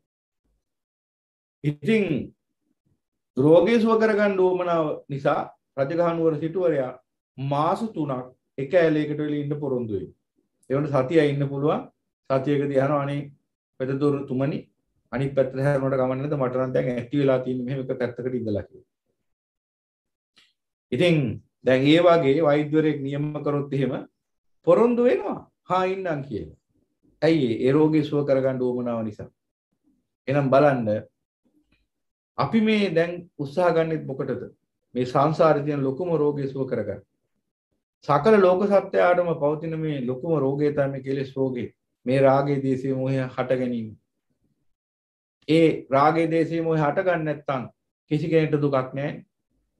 හැබැයි එහෙනම් ඒ රාගයේ දේශයේ මොහය හට ගන්න ඒ රෝගයේ සමනය කර රාගයේ දේශයේ මොහය හට ගැනීම මේ රෝගේ සමනය කරගන්න අපි මේ දරන උත්සාහයේදී අපි කොච්චර වීරයකින් යුක්තවද ඒ කටයුත්තට මුහුණ දෙන්න කියලා බලන්න ඕන. නිරෝධයේ පිහිටාගෙන ඉඳීම තුළ නිරෝධය කියලා කිව්වේ මේ රාග දේශ මොහ නිරුද්ධ වීමේ මේ චිත්ත ස්වභාවය තුළම පිහිටාගෙන ඉන්න පුළුවන්කම තුළ මේ අවිජ්ජාවේ සිට පටිසමුප්පාදයෙන් නිරුද්ධ වෙනවා. දැන් මේ බණ අහගෙන ඉන්නකොට සමහර දහම් කාරණා ඔබට වැටහෙනව වෙන්නත් පුළුවන්. සමහර දහම් කාරණා ඔබට නොවැටහෙනව වෙන්නත් පුළුවන්. එතකොට සමහර දහම් කාරණා වැටහුණත් නොවැටහුණත් ඔබ මේ ධර්මයට කන් දීගෙන ඉන්නවා නම් ඔබ තුළ මෙන්න මේ නිරෝධය හට ගන්නවා. නිරෝධය පවතිනවා. මෙන්න මේ නිරෝධය තුළ දිගින් දිගට ඉන්න පුළුවන් නම් නිරෝධේන උපට්ඨාන මේ නිරෝධය තුළ පිහිටාගෙන ඉන්න පුළුවන් නම් අන්න මොකද වෙන්නේ? නිරෝධ උපට්ඨානේන අවිජ්ජා නිරුද්ධති. දැන් බලන්න මේ ක්‍රමයක්. දැන් නිරෝධය තුළ දැන් ඔබ බලහත්කාරයෙන් කියන්නේ ඔබ යම්කිසි ආයාසයක් දරුවොත් රාගයේ දේශයේ මොහේ දුරු කර ගන්න. ඔබ විසින් යම්කිසි අපි තුමුකෝ තනියම වැරදරනවා කියලා. එහෙනම් ඔබට විශාල වෑයමක් දරන්න වෙනවා රාගයෙන් දේශයෙන් මොහෙන් තොරව සිත පවත්වාගෙන යන්න. ඔබට විශාල වෑයමක් දරන්න වෙනවා. එහෙනම් බලන්න ඔබ කෙරෙහි යම්කිසි ආකාරයකින් යම් කල්යාණ මිත්‍රයෙක් ඔබේ නිරෝධය සාක්ෂාත් කරලා දෙන්න. ඔබ නිරෝධය පිහිටවන්න බණ දේශනා කරද්දී ඔබට පුළුවන් වෙලා තියෙනවද බලන්න නිරෝධය පිහිටාගෙන. ඒ කියන්නේ දොස්තරට උවමනාව තිබුණාට ලෙඩුන්ට උවමනාවක් නැහැ ලෙඩ හොඳ කරගන්න. මම දොස්තර කෙනෙක් කියලා කියනවා නෙවෙයි. දොස්තර බුදුරජාණන් වහන්සේ. මහා වෛද්‍යවරයන්න් වහන්සේ විශ්වයේ අසමසම. ඒ මහා වෛද්‍යවරයන්න් වහන්සේට අවශ්‍යයි ඉක්මනින් මේ රෝගීන් සුවපත් කරන්න. නමුත් රෝගීන්ට උවමනාවක් නැහැ සුවපත් වෙන්න. රෝගීන් ඉක්මනට සුවපත් වෙනවා. ඒ නිරෝධය හිත පිහිටවාගෙන ඉඳ දක්ෂ වෙනවනම් දුෂ්කරයි තමයි. මං කිව්වේ ලෙඩක් හොඳ කරගන්න ඒ නියම කරන ප්‍රතිකාර ක්‍රම මිහිරිද සුන්දරද? දවස් ගණන් මාස ගණන් රෝහලේ දුක් විඳගෙන ඉඳ වෙනවා. අප්‍රමාණ දුකක් විඳගෙන අර මුත්‍රා පැකට් අර අසුචි පැකට් හිටන් අතින් එල්ලගෙන හිමි හැවිදිනවා දැකලා ඇති ওই රෝහල් අනන්ත අප්‍රමාණ දුකක් විඳින ලෙඩ රෝග සුව කරගන්න. කායික ලෙඩ රෝග සුව කරගන්න. මානසික ලෙඩ රෝග සුව කරගන්න. මේ චෛතසික රෝගය සුව කරගන්න. මේ කෙලෙස් රෝගය සුව කරගන්න තමයි අපට වීරිය නැත්තේ.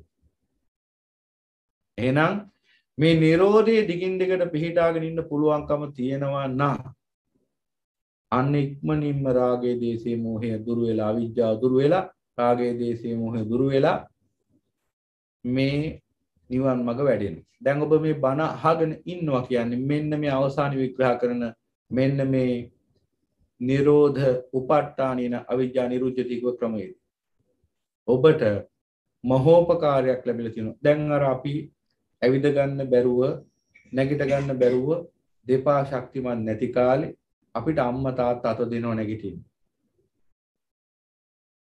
ඒ වගේ වැඩි හිටියෝ අත දෙනවා අපිට නැගිටින්න. පාරේ වැඩලි ඉන්න මිනිහෙක් ඉන්නවා. ඒ මනුස්සයාට තව මනුස්සයෙක් කරුණාවෙන් අත දෙනවා නැගිටින්න.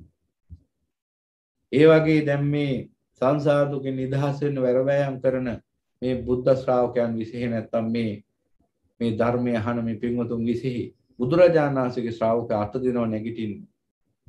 මේ කෙලෙස් වලින් නැගිටින්න. එන ඔබ දක්ෂ වෙන්න ඕනේ අතාල්ලගෙන නැගිටින්න. එහෙනම් ඔබට තනියෙන් සාක්ෂාත් කරගන්න බැරි Nirodha ඔබට තනි උත්සාහයකින් පවත්වාගෙන යන්න බැරි Nirodha පවත්වාගෙන යන්න බුදුරජාණන් වහන්සේගේ බුද්ධ ශ්‍රාවක උපකාර කරනවා. ඒ Nirodha පවත්වාගෙන යන්න උතුම් වූ ධර්ම දේශනා තුලින් ඒ ධර්ම දේශනාවන්ට මනාකොට කන් දීම තුලින් ඔබට පුළුවන්කම ලැබෙනවා Nirodhe පිහිටාගෙන ඉන්න. දැන් බලන්න සිහි බුද්ධියෙන් යුක්තව උමනාවෙන් යුක්තව වීරියෙන් යුක්තව ආරම්භයේ සිට මේ වෙනකම් බණ ඇහුවනම් දැන් පැය කීයක්ද? මේ පැය ගාන තුල එහෙනම් ඔබ Nirodhe තුල පිහිටාගෙන හිටි. එහෙනම් අන්න කුසලයේ කිව්ව එකට. ඒ Nirodhe පිහිටාගෙන ඉන්න පුළුවන් හැකියාවට කුසලයේ කියන්නේ. අන්නේ කුසලය කුසල සුපසම්පදා. ඒ කුසලයේ වැඩුණාමයි සචිත්ත පරියෝදාපණං සිත පිරිසුදු වෙන්නේ. එදාට හිත දමණය වෙන්නේ. ඒතම් බුද්ධාන ශාසන. ඒ ටික නොවනවා නම් ඊටු ටික බලාපොරොත්තු වෙන්න එපා. වපුරන්නේ නැත්තම් අස්සෙන්න බලාපොරොත්තු වෙන්න එපා. පහනක් දැල්වන්න නැතුව ආලෝකේ බලාපොරොත්තු වෙන්න එපා. අන්ධකාරය විතරයි එතන තියෙන්නේ. එහෙනම් Nirodhe පිහිටාගෙන ඉන්න නැතුව Nirodhe බලාපොරොත්තු වෙන්න එපා. Nirodhe පිහිටාගෙන ඉන්න පුළුවන් හැකියාව. ඒ කියන්නේ දැන් මේ පැය ගානක් තිස්සේ හරි මේ ධර්මය කන් දීගෙන ඉන්න පුළුවන් හැකියාවම බලන්න ඔබ තුල රාගයේ දේශයේ මොහේ නිරුද්ධ කරන්න හේතු වුණා. ඒ කිව්වේ එහෙනම් ඔබට තේරුම් නැතුණාට එහි වටිනාකම යම් දවසක මේ ධර්මයේ පිළිබඳ යම්කිසි ඒ විචාර බුද්ධිය අවදි වෙලා ආපු දවසක ඔබට වැටහි මේ ධර්ම දේශනාවකට පැය ගාණක් හරි කන් දීමෙන් ලැබෙන ආනිසංසය මෙච්චරක් කියලා කියන්න බෑ කියලා. හොඳට මතක තියාගන්න. සමහර මිනිස්සු විචාර බුද්ධියක් නැති මිනිස්සු අහනවා පැය ගාණක් මොනවද දේශනා කරන්න කියලා. පැය ගාණක් දේශනා කරන්නේ බුදුබණ තමයි. සමහර මිනිස්සු කියනවා පැය ගාණක් දේශනා කරන්න දෙයක් නැහැ මට ඕක පැයෙන් දේශනා කරන්න පුළුවන් කියලා. ඒ කියන්නේ බුදුරජාණන් වහන්සේටත් වඩා ඉහළ ඥානයක් පහළ වෙලා හිස් මිනිහා. බුදුරජාණන් වහන්සේට ධර්මයේ දේශනා කරන්න දවස් ගණන් සති ගණන් ගත වෙලා තියෙනවා මාස ගණන් ගත වෙලා තියෙනවා. ඒ ධර්මයේද පැයෙන් දේශනා කරනවා කියන්නේ. පැය භාගයෙන් දේශනා කරන මොනතරම් හිස් මිනිස්සුද. ඒ වගේම ධර්ම දේශනා දිගපල්ල බලන සංසාර දිගපල්ල බලන්නේ නැති මිනිස්සු. අනවතග්ගයන් බෙක්වේ සංසාර කුබ්බා කොටින පාඤ්ඤාති අවිජ්ජා නීවරණ සත්තන සන්ධාවතං සංසාරතං එවං දීඝරත්තං ඔබික්වේ දුක්ඛං පච්චන භූතං තිබ්බං පච්චන භූතං ව්‍යාසනං පච්ච භූතං කටසි වඩ්ඩතා. එක්තර අවස්ථාවක බුදුරජාණන් වහන්සේ පෙන පුද්ගල කියන සූත්‍රයේ මහාන එක පුද්ගලයෙක් මේ එක පුද්ගලයෙක් පුද්ගල සූත්‍රය අරන් බලන්න අනවතග්ග සංයුක්තේ පුද්ගල සූත්‍රය එක පුද්ගලයෙක් මේ එක මහා කල්පයක් ඇතුළේ ඒ කියන්නේ එකවරක් මේ මහ පොළොව හටගෙන පැවතිලා විනාශ වෙන්න යන කාලය ඇතුළේ එක මහ පොළොවක් ඇතුළේ එක පුද්ගලයෙක් ඉපදිලා මැරිච්ච වාර ගන්න කොච්චරද කිව්වොත් ඔහු ඉපදිලා මැරිච්ච වාරවල ඉවත දාපු මේ යටකටු ටික එකතු කරා නම් මේ වේපොල්ල පර්වතයටත් වඩා මහා විශාල කන්දක් කිය. වේපොල්ල කියන්නේ මහා විශාල කන්දක්.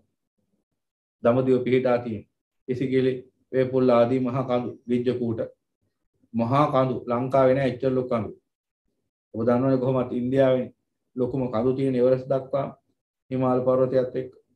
එතකොට මහා පර්වතයක් කියන්නේ. එහෙනම් මේ මහා පර්වතය හා සමානයි කියලා උන්වහන්සේ උපමා කරනවා. ඒ පර්වතයට වඩා විශාලයි කියලා එක පුද්ගලයෙක් එක මහා කල්පයක් ඇතුලේ ඉපදිච්ච මැරිච්ච අවස්ථාවල මේ ඉවත දාපු යටකරු ටික විතරක් එකතු කරන්න. එක මහා කල්පය. එකවරක් මේ මහ පොළොව ඇති වෙලා පැවතිලා විනාශ වෙන්න යන කාලේ. එහෙනම් පින්වතුනි වගේ අනන්ත කාලෙක ඉඳලා මේ සංසාරේ දිගපල්ල දන්නේ නැති මිනිස්සු ධර්ම දේශනාවේ දිගපල්ල වань. ඥානවන්තයෙක් නම් කල්පනා කරනවා භික්ෂුව පැය 7ක් දේශනා කළා 8ක් දේශනා කළා නවත්තනකොට අනේ හාමුදුරනේ තවදුරටත් බණ කියන්න අපට. අන්න එහෙමයි බුද්ධ ශ්‍රාවකයෝ කටයුතු කරන ඥානවන්ත මිනිස්සු. නමුත් සමහර අඥාන මිනිස්සුන්ට අපි කරුණාවෙන් වැඩිපුර ධර්මයේ දේශනා කරාම පැය ගාණක් ඒකටත් දෝෂයක් කියනවා. පැය ගාණ වැඩි කෙටි කරන්න එහෙම යන දිවස. කවදාද හිස් මිනිස්සු සංසාරයෙන් නිදහස් වෙන්නේ කියලා ඒ හිස් මිනිස්සුන්ටම තේරුම් යන දවසක් එනකන් කාගෙන්වත් නැද පිළිසරණ. ඔය හිස්කම ඔය තියෙන අඥානකම කවදාවත් සසර දුකෙන් නිදහස් වෙන්නේ නෙවෙයි. සසර දුක දිග්ගස්ත ගන්නමයි හේතු වෙන්නේ. ඒ නිසා නිරෝධ උපට්ඨානේන අවිජ්ජා නිරුද්ධති. මේ නිරෝධයම පිහිටාගෙන ඉන්න දක්ෂ වෙන තරමට නිවන ලං වෙනවා. එහෙනම් මේ බණ අහගෙන ඔබ ඉන්නවා කියන්නේ මේ නිරෝධයේ පිහිටාගෙන ඉන්නවා කියන එක. ඔබ බලන්න ඔබ වරුද කියලා මේ කාරණාව. මේ දේශනාව දැන් මෙතන පැවැත්වෙන්නේ නැත්නම් ඔබට පුළුවන් ද පැය ගන්න කොහොම වඩලි. දැන් ආරම්භයේ සිට අවසානයේ දක්වා දැන් පැය ගාණක් ගිහිල්ලත් මට පේනවා එතනත් අපි බණ අහන පිරිසක් ඉන්නවා. ඊටාම හොඳට බණ අහන අයත් පේනවා මට. ආරම්භයේ සිට අවසානයේ දක්වාම තාම නොසැලී විදිහටම ධර්මයට කන් දීගෙන ඉන්නවා.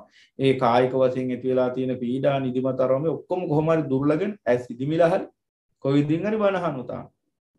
ඒ කායික වශයෙන් තෙහිට්ටුව කාටත් එනවා. විපාසය ඇති වෙන්න පුළුවන්. තවත් විවිධාකාර ශරීර අවශ්‍යතා.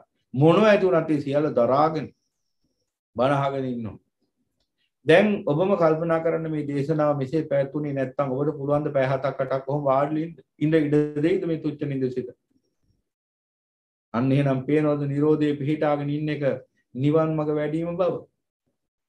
ඒකයි කියන්නේ නිරන්තරයෙන්ම බණ අහන්න දීර්ඝ දේශනා කරන්නේ ආසාවට නෙවෙයි. අපිට විවේකී අරගෙන සැනසීලා සැතපීලා ඉන්න බැරි කමට නෙවෙයි මේ දීර්ඝ දේශනා කරන්නේ.